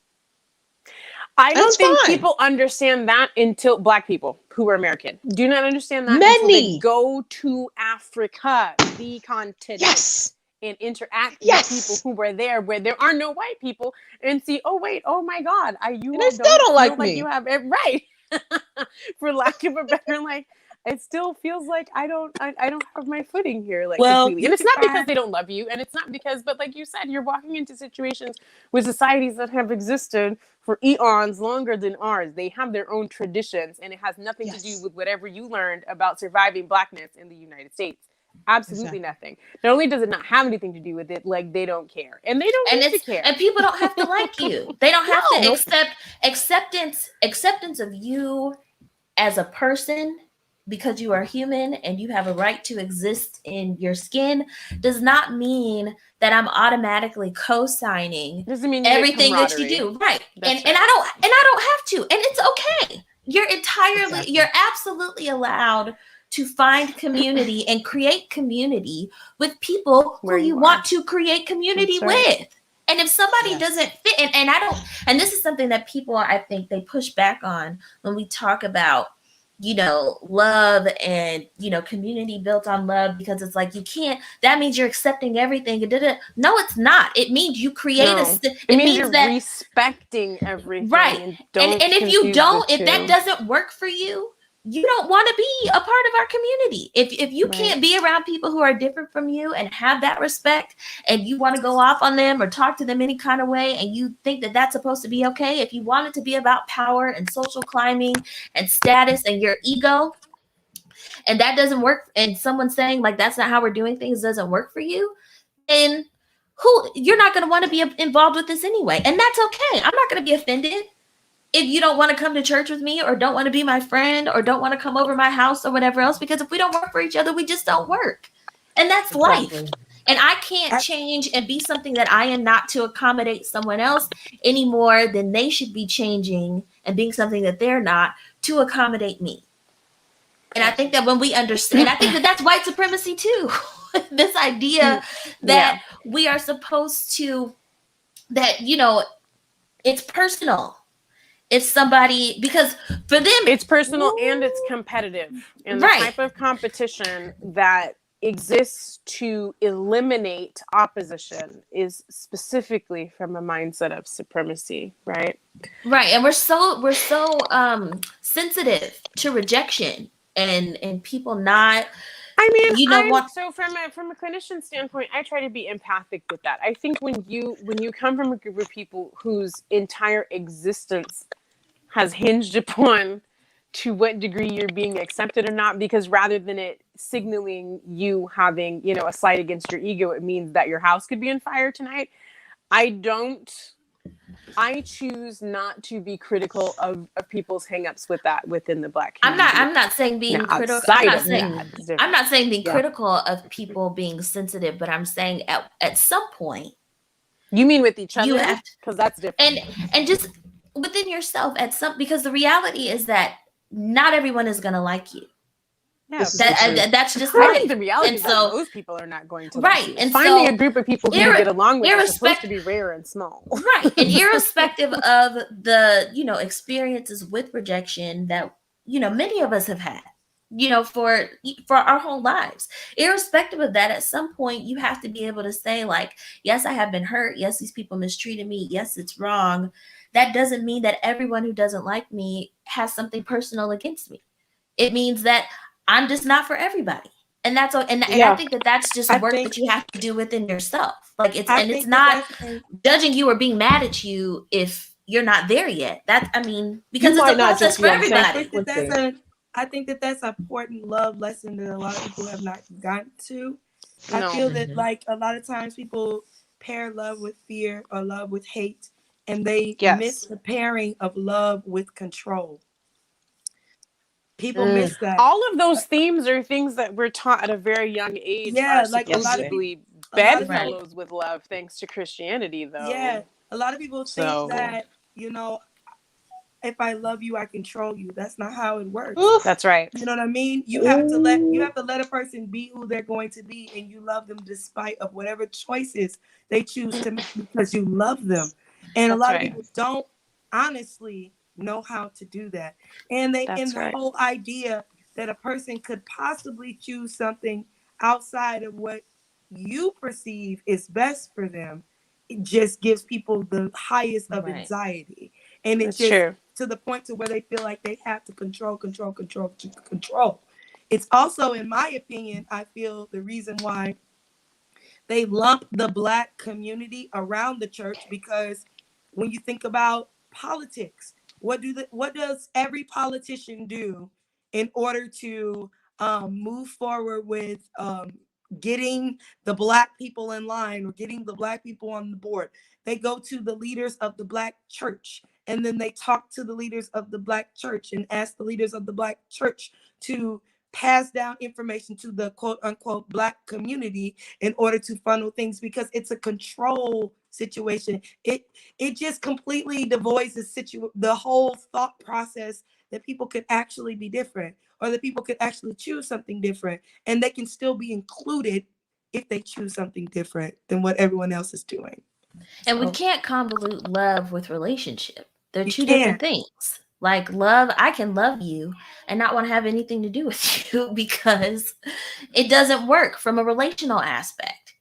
And I think that this idea that unconditional love means giving people unconditional access to you, even if the relationship is toxic or you don't work with each other on an interpersonal level, it does the idea of love, or the concept of love, the principle of love a disservice. And maybe that's what it ultimately boils down to. And that's a supremacy thing too. And I think someone had said this on the comment thread, that love, I think Rachel had said it, that it's taught, white supremacy teaches love in a way that distorts it, and people don't know the difference. And maybe that's what it ultimately boils down to, not understanding what love is, not just from an interpersonal standpoint, but from a very personal standpoint, what it means to love and respect yourself, and having enough love and respect for yourself to hold yourself accountable, to make the decisions, to do better, to be the best version of yourself, because nobody else can do that for you. It has to be a decision that you make within yourself. My question would be, now thinking about that, when has the Black community ever been able to experience anything loving? The entire purpose of white supremacy has been to disrupt any capacity to interact with love on any level from a social standpoint. I feel And that like includes the church, like, because the idea of nothing could be said in the church that didn't reinforce the validity and veracity of enslavement. The two went hand in hand. The church literally existed for Black people on plantations because they couldn't go to church off of the plantations. Again, why you will never be able to separate your Blackness from white supremacy and Christianity. If that was the whole point, like, you went to church so that they could deify everything terrible that was going on around you, as if this was your penance you were paying on behalf of your Blackness, you terrible child of Ham, to like have a way to get into heaven. But for real, like, what Why you think basis? so many Christians hate themselves? Black hate Christians themselves and specifically. also have terrible marriages. Like this gets into Yes. something else that's coming up later. Also have extraordinarily pejorative, twisted relationships with their children, because it goes the whole concept that discipline, that's not the right word, punishment is something that reinforces love, is directly from the pulpits on the plantations to reinforce deifying the captors who were kidnapping you and keeping you enslaved. There was no other And purpose. transference of trauma. There was no Really? other purpose, because if they really believed that was the case, they would have been doing it to their own, and they weren't. Exactly. Like, clearly, And they weren't. Clearly. And look at the documentation that talks about how for hundreds of years this will continue if you do Right. these behaviors. So you transfer, it's in your epigenetics, of course, the depression and the trauma and all of those things that sit there with, you know, what you're passing down to your children and how they come Right. into the world. And I have a very close example of that, you know, in the Black community. I'm gonna say this, but I will say in my family, you know, I used to hear like the women talk about how, you know, you watch your mood when you're carrying a child, because, you know, you Yep. may see that in your child, and, you know, you thought of it as wives' tales. So when you think about the level of cortisol coursing through your body, and if that's not affecting the baby, and you think that's not affecting the baby, then you got to be kind of disconnected. We know that it is now. And I mean, I don't shame mothers for that, because the vast majority of the time, 99% of the time, whatever's affecting their mood is usually something outside of their control. And so Correct. trying to control their mood from within when there is an external cause is like a whole other thing. But to that note, But within the Black community, like, Ooh, when you but look at epigenetics, sis, it's not necessarily outside of our control all the time, because we're looking at the Black community and the church, and we bring it back to misogyny. And I remember, I'll just give you a little bit of personal information. you mean the community or within the individual woman's control? All of it. Because we keep passing down this helplessness, this psychology of helplessness and not having any choices. And I remember learning from what I would say a more evolved Southern belle, who used to tell me in a group that I shall not name because it's supposed to be anonymous, that, Rachel, you always have a choice. You always everybody have a always has a choice. choice. They may I not would be say the the choices that you cortisol like, but you response to your always. stress environment, that is something, until you remove the person completely from the stress environment, even if they have created an equilibrium mentally and aren't necessarily depressed and are coping really well, your body's Yeah. always going to respond. In other words, if Yeah. you are Triggers. a teenage girl, right? If you're a teenage girl who, you know, got pregnant as a result of rape, and you're in your parents' household and you have a parent who is resenting your pregnancy, you could have gotten a new job. You might still be going to school. Like, you might be doing all the best, most amazing things for yourself. But when you get around that parent that treats you like Yeah. trash, it doesn't matter how calm you are. Your cortisol levels are still going to be up here in your Oh, eyebrows. I'm thinking even about that kind their of stuff. ambiguous pheromones towards Correct. you can, they're in there. But yeah, for yourself, of course, there is always, you have options. You may have terrible options, but you have But Right. I think that speaks to the community aspect she kind of was touching on too, though. Like, Yeah. why are you responding badly to why are you resenting your child? You're talking for about the getting parents going down? Oh, raped? yeah, girl. Yeah, No, that's like 100%. no, within our but control. a lot of that, or even if you get pregnant out of wedlock and you're going to church every week, And you're resenting yourself. Like, and you Because feel every time ashamed, you and you week feel you show up guilty, to the and trigger. In some churches, they don't even allow you to I was about to say, some of them you ain't walking in the church once Yep. they figure out you're Honey. pregnant. In some cults, some denominations, because you know I haven't always been Adventist. Some denominations, they make you get up and apologize to the entire church for your embarrassing. So I can tell you right now, I'm not sorry. You know, and that creates even more trauma on top of the trauma. And they won't let you bless Stop your lying. baby. They're Some not places won't let you sorry. bless your baby. They won't let you bless your baby. How can you stand in between a child and the blessing of the Most High God that you say is benevolent above all creatures, and Because you worship white my Jesus God, vicar with of his Dibley, gun gonna and stand his in pickup truck. between the And this baby isn't- and the blessing? And it's not even to demonize white people, because there are a lot of them, I believe, who I know, and some that I know personally, who have been doing a lot of work to decolonize themselves and to call out white supremacist mindsets in the people that they are associated with, and they will go to bat and they will have those arguments day in and day out. When I tell you, I'm exhausted for them. Man, I be in the inbox like, you can stop, right? Right, like it is okay. Like we'll be hearing you at all. You can go get coffee. We see you. Asking, is it even like I've seen people even ask, like, is it okay to like block people? Because like, yes, honey, because I may be the only person speaking out against it that they have on their timelines, and so if I block them, where they get listen, and I'm like, protect you your know what? peace. That's their choice. The internet is free, and if we are in we have a whole pandemic with all of the access technologically. If they wanted to know, they would know. So if they're choosing to block you, you let them. You don't stress them out. Yes. You talk to somebody who's going to listen to you. And so, and I think that even speaks to even more to the point that if there are white people who understand the evils of Christianity and are not Christian because they understand that it's a problem, colonization, imperialism, and just all of it. If they can understand it and speak out against it, what is anybody else's incentive for sitting in it? And it is fear. But that was what was used to instill it. Of course, it's the most familiar emotion. I mean, when a baby, what is that? The Babinski response, when you get ready to act like you're dropping a baby. Oh!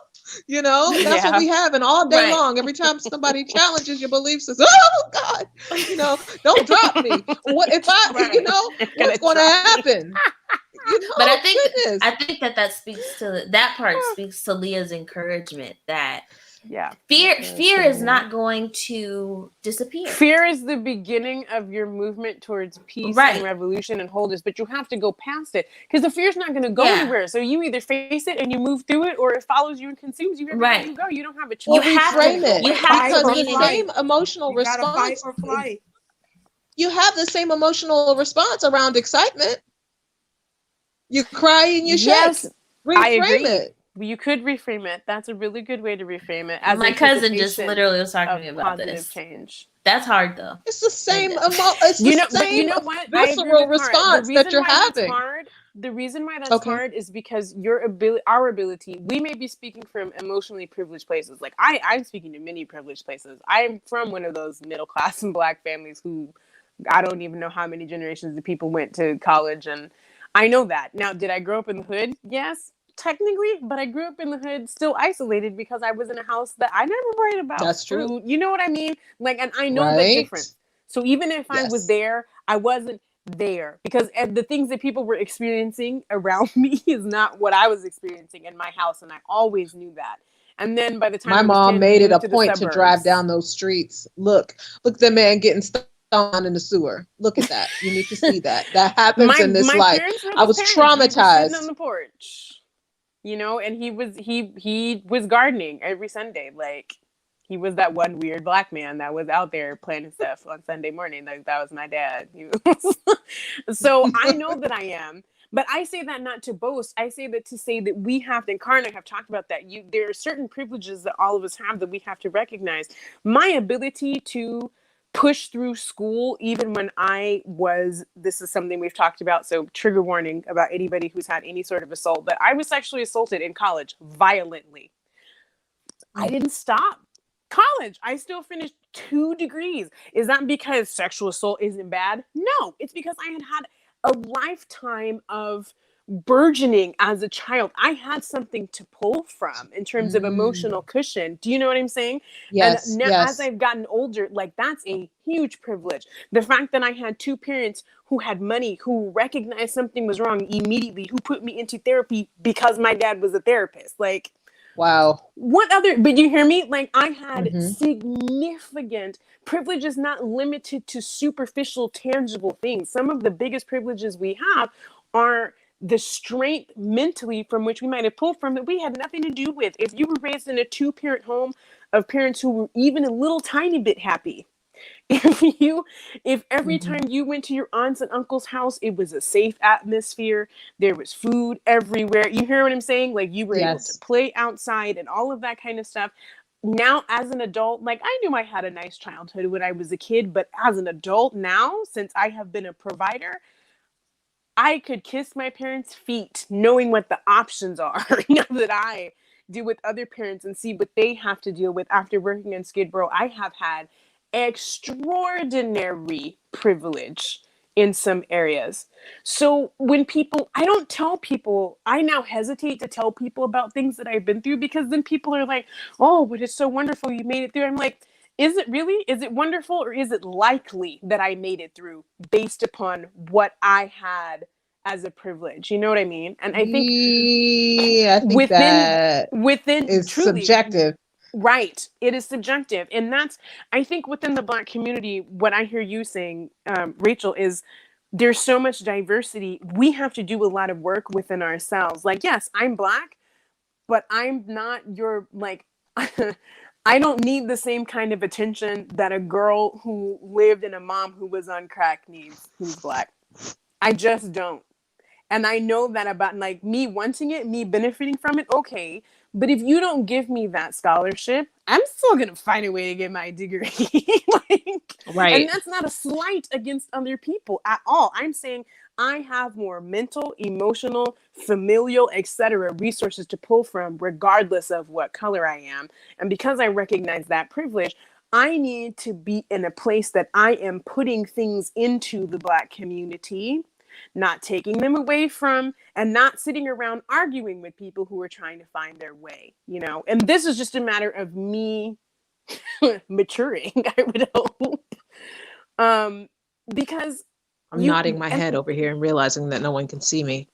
No, it's okay. Where was I going with that? We were talking about just now the diversity within us and who we are. Like, we can say that. I've dealt with just obscene levels of racism. And I know this from talking to other Black folks that are like, I'm sorry, you were in a meeting and that person said what to you?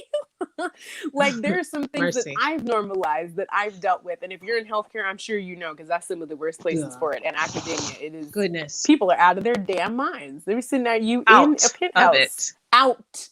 Crack out of their minds. Like, worse than I ever saw in the hood growing up are some of the things that have happened in boardrooms to me, truly. But, like, I've had white friends that are like, but how did you make it through that? I'm like, you know what? I honestly made it through because I could disassociate, because I had somewhere to go in my mind. I knew. And also because you had some underprivilege. Absolutely. I think because you had to develop a skill set. Ourselves. Yes. But that's also privilege. My ability to develop a skill set was not hard won. I grew up with other Black people who had skill sets already. Do you know what I'm saying? Okay. Yes. So for me, you know, in many ways, I grew up looking at people who had types of skill sets, but they had skill sets for I am just really not able to speak right now. Struggling. You're fine. They had your mind's really trying to get it out, everything. Yes. So they had skill sets for survival, but no skill sets or no soft skills, or very little soft skills, because their energies were so much put into survival, like literally into in the 60s, survival. having the clans surround their home, sending their children, you know, flying down the road over 200-300 miles because their house was targeted and crosses were burned in their yards and they were blacklisted, and you know, different things like that. So like literal trauma, you know. So parents who basically went through that type of back for me, like that's my parents when they were children, but even that's a privilege. That's my point. Yeah, you know what I mean? Yeah, that wasn't me. That was my parents' absolutely young childhood, and that was my, you know, grandparents' teenage years and everything. So every step we take within the Black community where you have, I don't like say, I was about to say something and I don't like it. When your versions of oppression are more mental than they are tangible, I think that, I don't want to say privilege, but it gives you, it's much easier to manage your resilience when you know where your next meal is coming from. It's easier to sit calmly in a room full of somebody who just called you a nigga. When you're like, that's all right, bitch, I'm still going to the bank after we get out this meeting. Right, you're like, not around my house with an AK-47, so I'm good. Right. You know, like it's okay. I don't actually care what you think about me at all. Like, but I can still cash my check. Know that I need to talk to HR. I'm going to talk to HR before I go cash my check, though, and we're going to start this. I need to talk to your manager. Correct. But you know, like for us, I say that because I'm on the other side of things where people have gotten so removed, not me, in my family, so removed from the tangible struggle that they've espoused like respectability politics. Because in their minds, they're like, well, I can manage when people are racist to me. I can manage it. Fine. Yeah, because your racist to you is just getting on your nerves because they call you some derogatory term. It's not threatening your livelihood or knowing that your whole house might not be here tomorrow because somebody's going to porch bomb it. Because apparently you forgot that happened to your parents. Do you know what I mean? Like, I think we would do well. The place where I want to see unity is us recognizing that just because we might be removed from some of the more immediate threats doesn't mean, number one, that they can't come right back. The amount of lynchings that have resurfaced. Mercy, yeah. In the last 10 years, and they've almost all only been Black men. I don't know. I have this minor obsession with watching it. I have only brothers. Like, I don't have nearly as many brothers as you do, Rachel, but I have only brothers. You know, I won't watch it. I will not watch it. I will not watch it. I will not be indoctrinated They're like into that. In deep Trump country, and I just like, I have this thing where I'm like, I have to tell them every time it happens. And like, I know they listen to me, but like they don't. I'm sure they're coping with it in their own way. They can't. So how could you literally go on your way with that constantly in your face? You have to compartmentalize. And fortunately, men seem to have the market cornered on that. On disassociation, it is unfortunate for other reasons. Yes, fortunately and unfortunately, which brings us back to misogyny. Yeah. In the Christian community. That up as an aside of when we talk about like, oh, everybody has the individual abilities. We have to be realistic about that. And as a scientist and somebody who is both in health and sociology, what you see on the surface is oftentimes the result of many things that you could never see that are at the foundation of those skills. So as somebody who works to be really transparent about that within myself, I strive to do that because I think if we're going to be gracious to anybody, if we're going to be empathic with anyone, if we're going to go the extra mile and give extra space, it needs to be to other Black Americans, other people who are dealing with this too, because we don't know what they have to draw from in terms of skills or what's been modeled for them or not. Do you know what I mean? But I also feel like that. Say that again, please.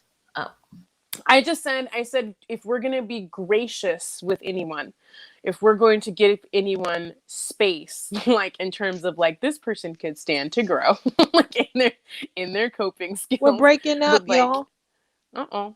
You can't hear me still? I'm muting myself because I'm wondering if there's, I'm going to mute myself because I'm wondering if there's feedback. I don't hear any feedback. So I don't know where it may be happening, but I was just saying that when we are coming from this space of individuation, to remember that there are people who don't have a foundation upon which to individuate within Black communities, and to make sure that we still, like, as we're coming up, we're raising the boats from the lowest tide. You know what I'm saying? Like, not just being I like, agree with that. do you know what I'm saying? I agree with that too, but Yes. I blame, that's part of like one of my bigger issues with We're not to blame. church. Yeah, no. But I wouldn't blame the people who are trying to figure it out regardless. But I think that part of the problem is that, in my mind, I would think that the idea of church and a spiritual community is to kind of help fill in some of those gaps. If you can't, it would be if only if you they can't weren't get, full if it white didn't come supremacy. from right. Then they might But be I'm doing saying, that. but I feel like that needs to be pointed out. Like, people may not be getting certain things from their families. We're going to need to call it something else like that. We're going to have to call it spirituality anonymous or something. It can't be church. I'm sorry. The whole point though of coming together in a spiritual community is to have even greater access, because like maybe your family doesn't have certain skill sets. Maybe you can't learn certain things from the people that are immediately connected to you. But if you go to, if you have a spiritual community who can not only give you access to skills that you would not have otherwise have access to, but can also alleviate some of the pressures of life so that you can, delve into your mental health. Needs. Right. Exactly. So that you don't have to worry about it. Yeah. That is literally what the early church did. And so for people there was nobody hungry, there was nobody sick, there was nobody homeless. Like, people are pouring resources into this one thing so that those resources can be spread out to the people who need it the most. And so if we know that all of this need exists, and communities are doing, even if the Christian church is doing anything to meet those needs, it's the bare minimum, because I think it's not the bare minimum that's the problem. I think it goes back to what you and Cherie were saying about control. I think everything comes as a carrot on a stick. Right. I think they will offer anything to anybody as long as they will comply. But for me, that's the bare minimum, because it is not community that is giving you it's not alleviating the problems that are preventing you from being the best person of yourself, because it is a carrot. It's giving you a different problem. Right. I was going to say, absolutely. Right. It's giving you a different problem. Right. And so, and it's not giving you that sense of safety and that sense of belonging and the love that you need to be able to even recognize that there are things that are missing, in your own life or mental health, whatever else.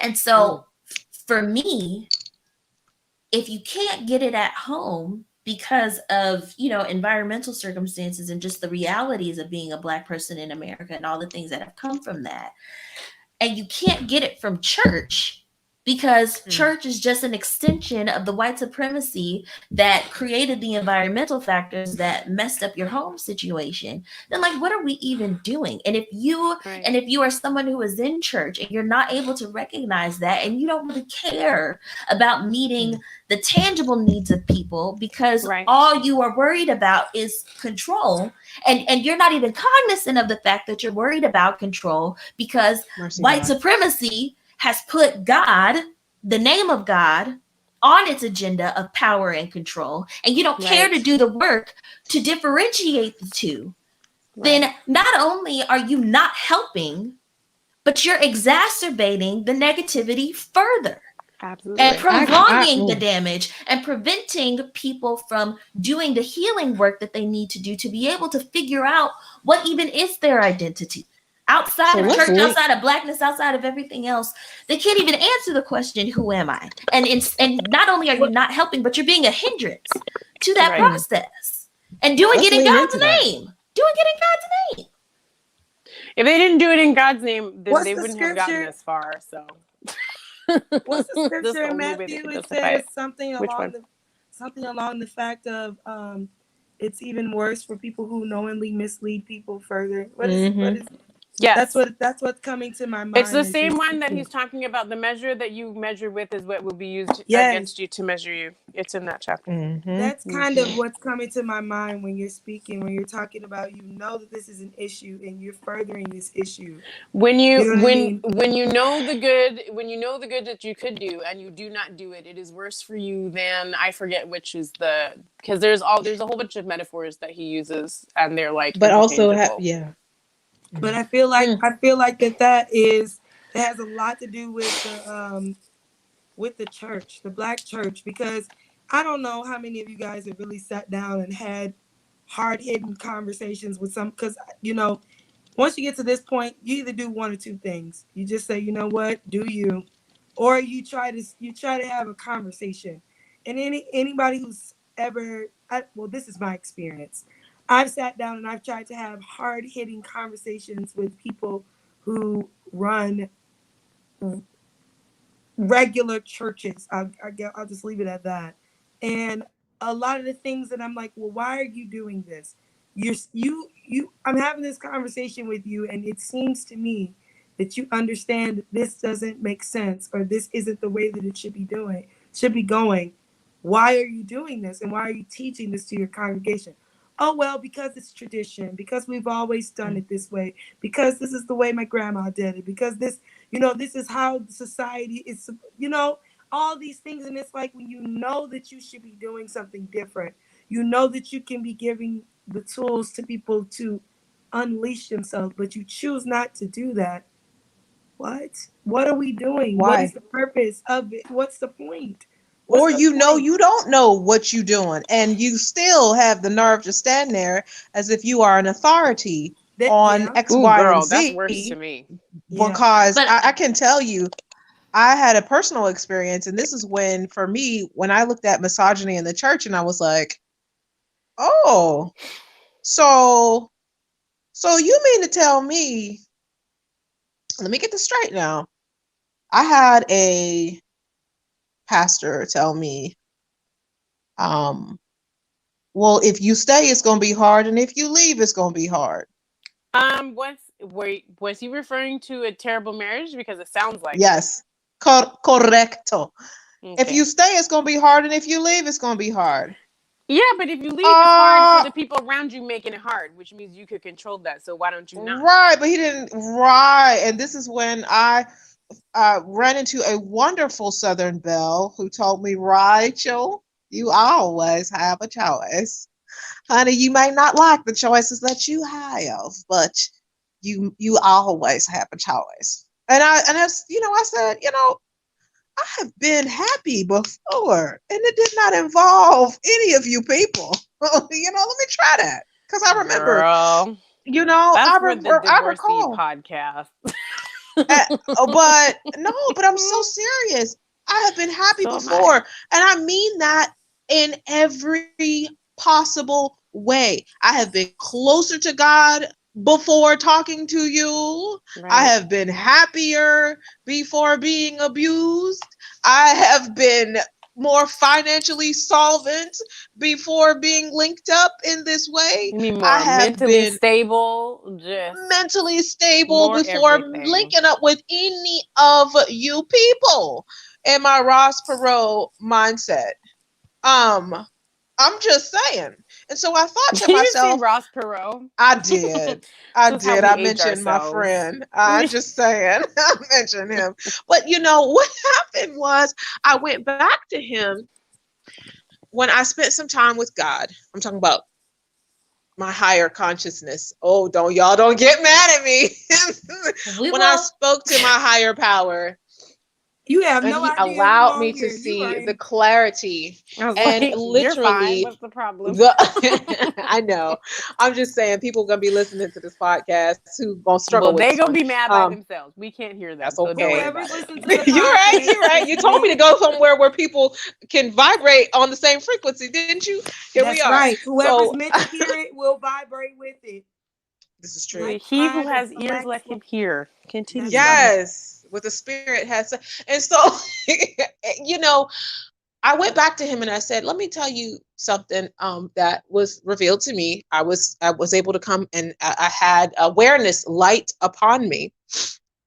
And so if a woman, it completely flew over his head, completely over. A weaker vessel. No, still not. No alarms or bells or whistles going on. Okay. Try someone who meet. help me. That's the word that I was trying. I could not speak his language.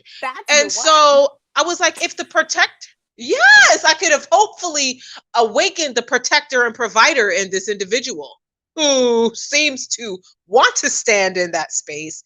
At least that's how we're supposed to, what's the word? Submit upon to them, not that is also for upon to them, you know, and you know, you're not I'm just getting protecting, handmaids. you're not all providing over at this. least any, honey, not getting any not getting any information whatsoever. And I was like, you know, I just want to share with you, if a woman ever comes to you for direction in this area, please don't ever say to them what you said to me, because you were the most unhelpful individual. And I need you to know that if you care about helping people, you know. And I was like, this is what awareness became clear to me in my hour of need. And you know, he proceeded to speak over me about some situation that he had never experienced before in his gosh darn life. I caught myself. That's the mark of a misogynist. That's the language they speak. I caught myself. I'm working on it. I'm working on the reform here. Because it's a moral issue. Podcast. That's an extremely I can't say high the same accomplishment for me, because I am. But I do realize that there's a social discipline that comes along with I matey.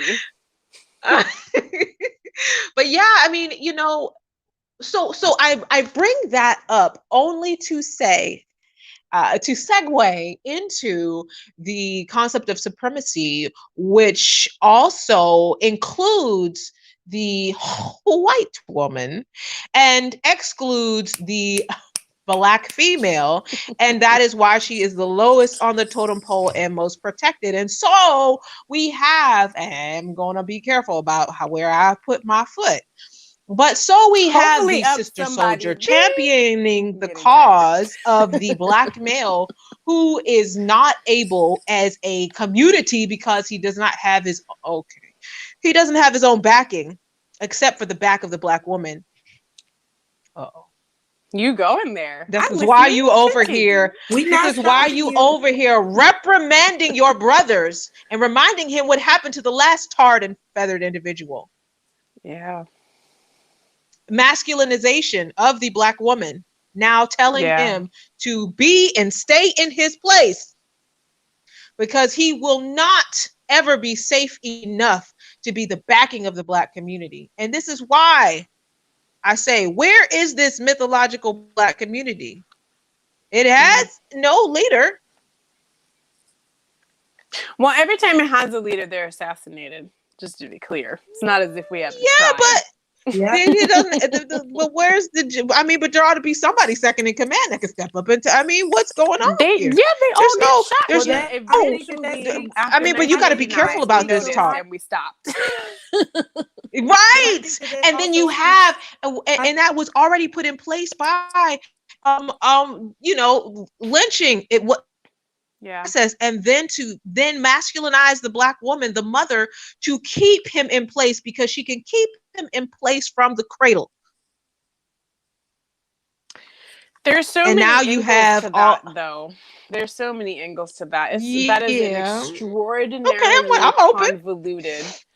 I'm not saying your angle is wrong. I mean, literally, there's so many angles holding. You breaking up, sis. Tension. Am I? There's so many angles that cause much tension in that situation. It's really hard to choose which one is the worst. Like, literally. Yeah, and I feel like that's a whole conversation. None of them are the worst. All of them are absolutely diabolical. All of them are absolutely diabolical, and it's a convoluted mess. But we look at these different pieces, and this is why we can't come together. because everybody's licking their wounds. Because I said to my brother one day, I was like, it's a struggle to be in, in a situation where, like there's a saying that Black mothers love their sons and raise their daughters. Yes. Have you ever heard that before? Very infamous saying. Absolutely. All the time. Mm-hmm. And so, when you have a mother wound and when you are in the Black community and you then begin to turn that parentification onto yourself and not show any grace because you should have known, you should be better, you should not, and we actually perpetuate the trauma and the abuse and the misogyny onto other Black women when we see, oh, well, she should have never, she should have known, and I don't feel sorry for her. Well, what was the girl with the gorilla? Oh yeah, that was so. Why were people so mad at her? You know what? They didn't really get mad. They didn't really get angry until they saw that there was a surgeon, not just any surgeon, but like a handsome Black surgeon. Right. And he helped her. And then he didn't charge her any money. That's when I saw people losing their shit. And I was so upset about how many of those people were Black women. But know, I don't know how many guys, I don't know how many guys followed that story completely out. Like after she got the stuff out of her hair and everything, and she went back to the surgeon and whatnot, and the surgeon ended up catching early breast cancer in her. I did see the whole thing. Wow. And people are so worried about judging what a person is going through or why God had them walk through a thing that they're walking through. You don't know what God is doing in another person. She just died. She could have died. She could have died. And you're talking about, oh, she should have knew better. She this, she that. You don't know why that happened to her and what. That goes back into that judgment situation. It takes nothing from you. Nothing that happened to her cost me anything. And if nobody had told me it had happened to her, it still would have happened to her, and I would have never known, and my life would have been any different. So, like, what are you so upset about? And it takes nothing from me to have compassion. Right. It takes nothing from me. And that's when love. You say no Jesus, no Buddha, or no Buddha, no Jesus. What was that? I did stupid things that did not cause I feel like that's where it comes in, where Leah was saying no Jesus, no Buddha, or what did you say, Leah? It said no Jesus, no Buddha. That's the translation of the book, but it's KNOW. Yes. Yeah. I'm just saying that for anybody listening. I figured we knew, they may not have known that. Okay. Yeah. No, I agree. If you're coming from that standpoint, then yes.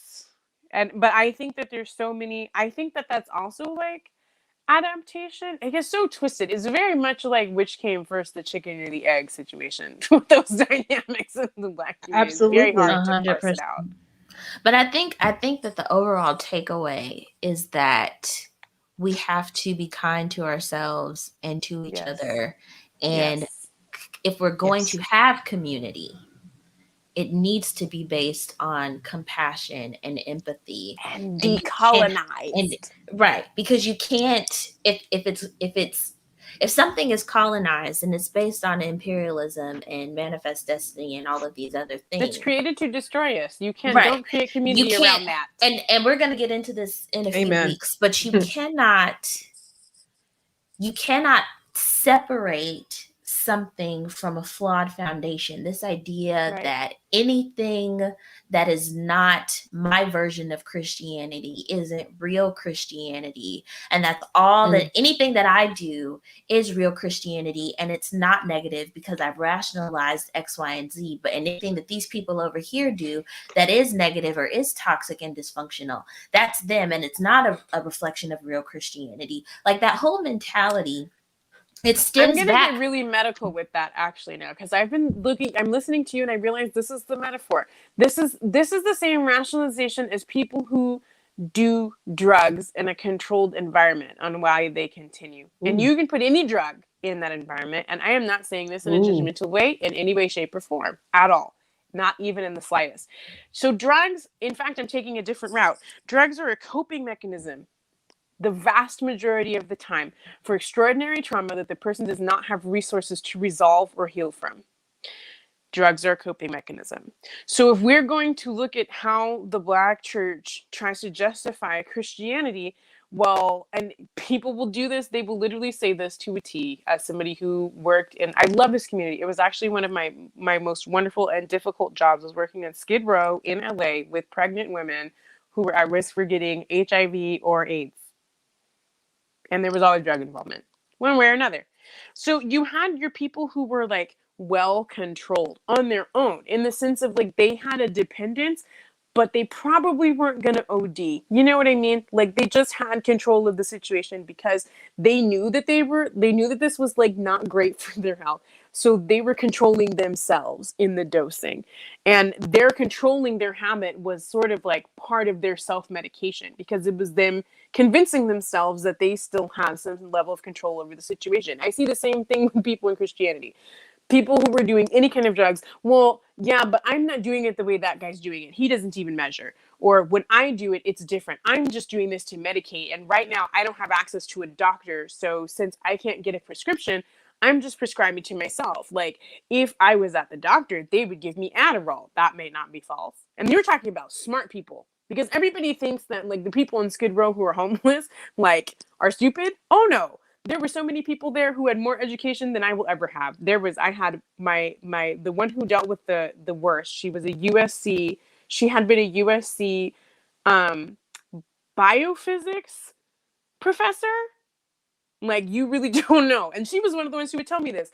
I can't get to a doctor right now. And I still remember how to do the calculations. So I'm just calculating it. When I do drugs, I'm really actually medicating, Leah. Like these other people, they're just doing it for a hit. But me, I'm in pain and I need this. So I'm going to do it this way. Like you would hear so many rationalizations and they wouldn't even be wrong rationalizations.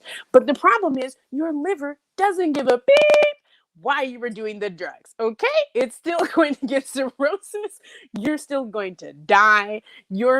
Everything's going to start failing. It doesn't matter what your reasons are. If you continue to come into contact with something that was created for the purpose of addicting and destroying you, it is eventually going to accomplish those means. And I think for us, when we're dealing with the Black community, we need to help them understand this version of church is a drug that was created to control and destroy you. And the more you come into contact with it is the more you put yourself at risk of being destroyed physically, emotionally, culturally, or spiritually. Doesn't really matter. Why you were continuing to put yourself into contact with it also will not matter to the collateral damage that befalls you. It just won't. And Jesus and belief in Jesus. Well, we're gonna have to wrap up soon. But belief in, I just wanted to piggyback on that belief in Jesus or God is not necessarily. No, I can believe in medicine and still know that the best way for me to get my medication is not to take opiates in my veins. Period. You know what I'm saying? And the problem is the unwillingness to separate, to believe that you even can separate Jesus and God from the institution and the entity and everything that comes with it. And I think a lot of decolonization is, again, going back to asking what is the worst possible reason why someone would create this mentality or push this mentality, whatever else.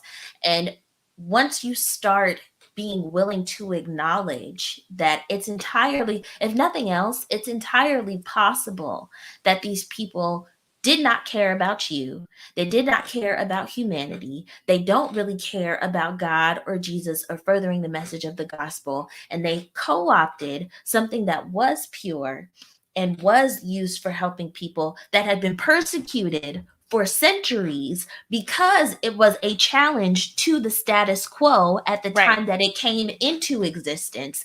You take it, you corrupt it, and you create, you use it to further your own agenda.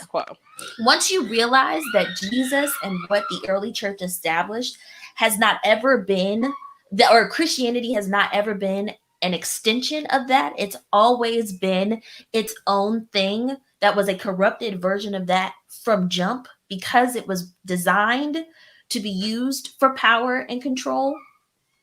then you stop needing, then you're able to free yourself from the need to associate yourself with something because of the Or fear defend. that you feel, because of the fear that by walking away from the institution, you're somehow walking away from God and Jesus. Or Once you to recognize that those entities can exist outside of what is being accepted by these people over here and marketed as truth, then it stops being, something that you absolutely have to do. And I think that my big takeaway, at least from this whole conversation, is that there is a lot standing in the way of all of us taking the steps that are needed to be taken in order to decolonize our minds and whatever else. There's a lot of things that we have all been conditioned to rely on as true that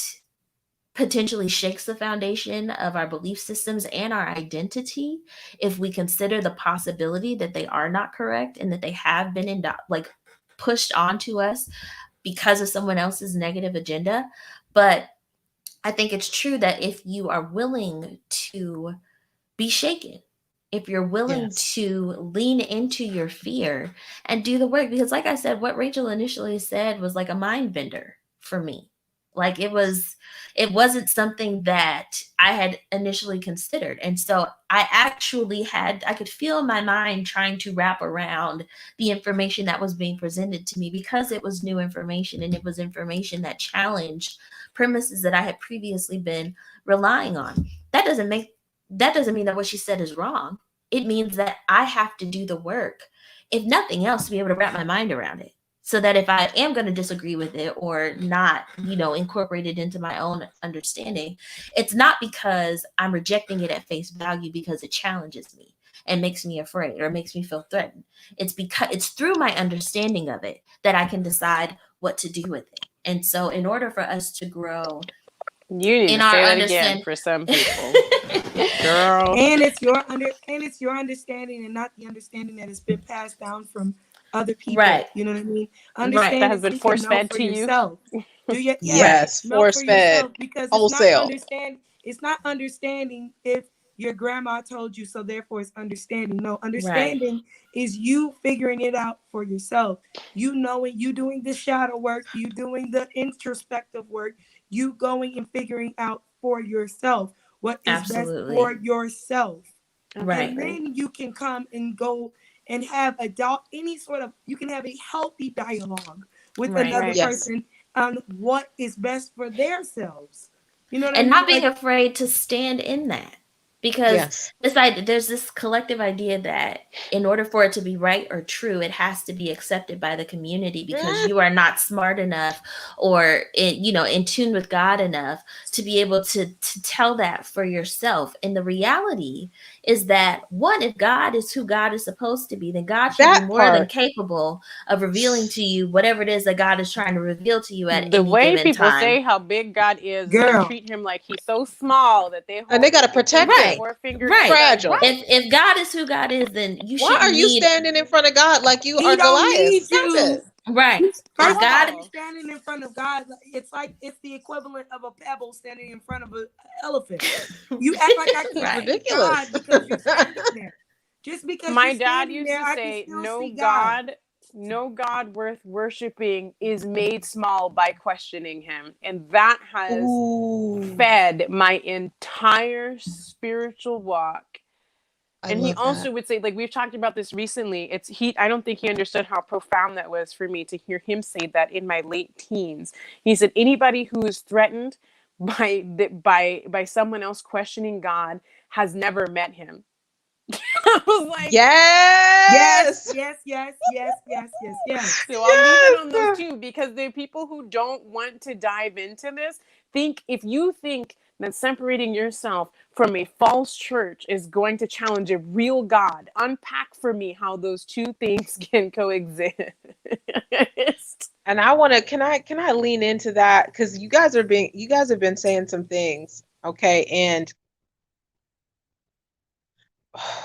I feel like for me, it comes home when, Kara, you said that these people took something that was persecuted for centuries and co-opted it into some sort of villainous, diabolical There's a plan, word for right? that they're doing right now. It's called appropriation. Cultural They're kind of appropriation.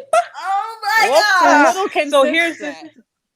and I had to go say whoopa in the middle of this podcast, you know, in honor of cultural appropriation, I guess. But here we have though, right? We called it Christianity and we deified it. And my challenge would be that not only did they do this with quote unquote religion, but they did it with our identities. And if it Yes, was ma'am. based on destruction and oppression, why?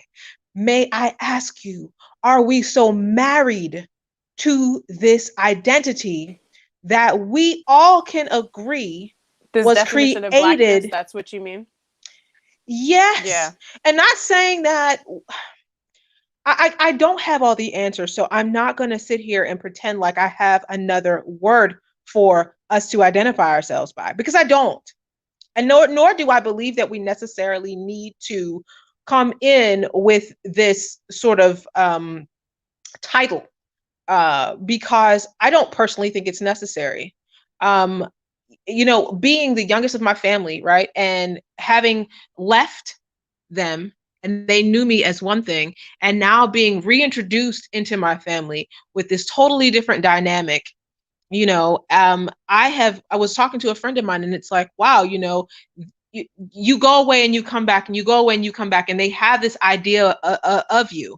And then at some point, when you go away and you do your work and you no longer do the dance, you know, if anybody's taken ballroom dancing classes, you set up, you I put have, your hand here ironically. and you put your foot there and Right. you wait to be led. And when you don't set up and you don't respond to the push and the pull and you just don't do the dance no more, people are like, oh, you remember we do this? No, you don't twirl. You're not twirling. You're supposed to twirl here. Remember that? So my question is, why are we so married to this identity that we have been going off of? And we do not have to necessarily be discompassionate in order. At the same, I'm not saying everybody has to do it either, but I'm Yeah. saying there is a way to compassionately reintroduce yourself into the ballroom, if you will, or just leave the building altogether. But I don't necessarily feel that the necessity to do that, but to reframe, right? And to find our identity, not just outside of quote unquote Christianity, but the identity was solidified and cemented by using this to this European, this supremacist type of religion. And so the question is, how do we, is there a way, or I will just plant the seed here. I believe there is a way. And I believe that it has to begin with, again, doing your shadow work, going deep inside and saying, now, who will I be without this? What would I do if there was no one to blame? I think once we can accept as a community how much bigger God is than the extraordinary limitations that white supremacy has put on God, then we can understand as a community how much bigger we are than the extraordinary limitations that they've put on us. And I think that would, that honestly, that's me opening the door to Narnia for people to walk through in the bookcase. So beautiful. You know? Yeah, but it's true. That's because that's the root of decolonization. Once you And take it's also God out of that box, you can take Black everything people else. were told from the beginning that we're the opposite of the image of God. Let's get at the reality of it. And when we get later into, when we talk about standards of beauty, it's really what we're talking about. But that's why our capacity to not see God and salvation and grace and life and creation as larger than the white supremacist Christian church is directly related to our inability to see ourselves as larger than they are, and what they have tried to make us, because that is part of being able to see yourself as being made directly in the image of God. And the reason is because they've made themselves God, but they are very small. And their concept of humanity is also very small. And everything that they've done with the power that they've had has it's resorted to things that are very small and mostly terrible. So we have to accept that once you see God is so much larger, like God exists outside of this tiny, terrible world that white supremacy is trying to compress all of us into, then we also exist. So I don't think it's so much how do we redefine ourselves. It's more accepting that we've always had access to an identity that is extraordinary, just like we've always had access to a deity that is extraordinarily beyond what we are being taught to limit them, because I don't believe God has a gender, and I was never raised to. Them, however they exist in whatever form. Once you accept that, I think the revolutions happen at the same time, because you're divorcing and exorcising white supremacy from the image that it has made God to be, which is in and of itself, and that's incredibly limited and small and anemic. Once you understand God is larger than that, and your salvation is not in jeopardy, then you can start to see that your identity never was either. And I think that that's facts, and I think that's a good place to to honestly wrap I it. just wanted to lighten a little bit before we roll out. All I was playing in my head while Leah was talking was, God is bigger than the boogeyman. He's bigger than Godzilla. But girl, that's real. That's accurate. That's a perfect. Boogeyman is bigger than Godzilla or the monsters on TV. All facts. That's awesome. Yes, all facts. You shouldn't have to put yourself in a box either. So I agree. Absolutely. 100%. And I think that that's the best takeaway from all of this. I appreciate you ladies so much for taking the time, all of this time, to really sit with this idea and flesh it out. I feel like if nothing else, we've given people a lot to think about. I feel like you guys have definitely given me a lot to think about.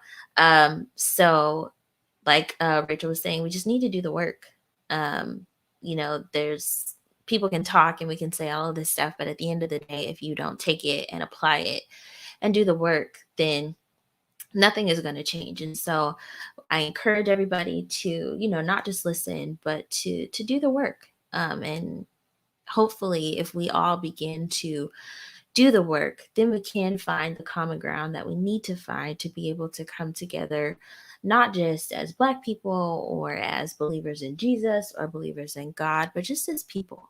Once we remove all the ties, all the labels and everything else, and we just stand here as individuals for who and what we are, that's where that love and that respect and that compassion and that empathy comes in. And it allows us to be able to have community and to be there for each other and support each other despite our differences. So I am looking forward to meeting up with you guys next week. And we will see you.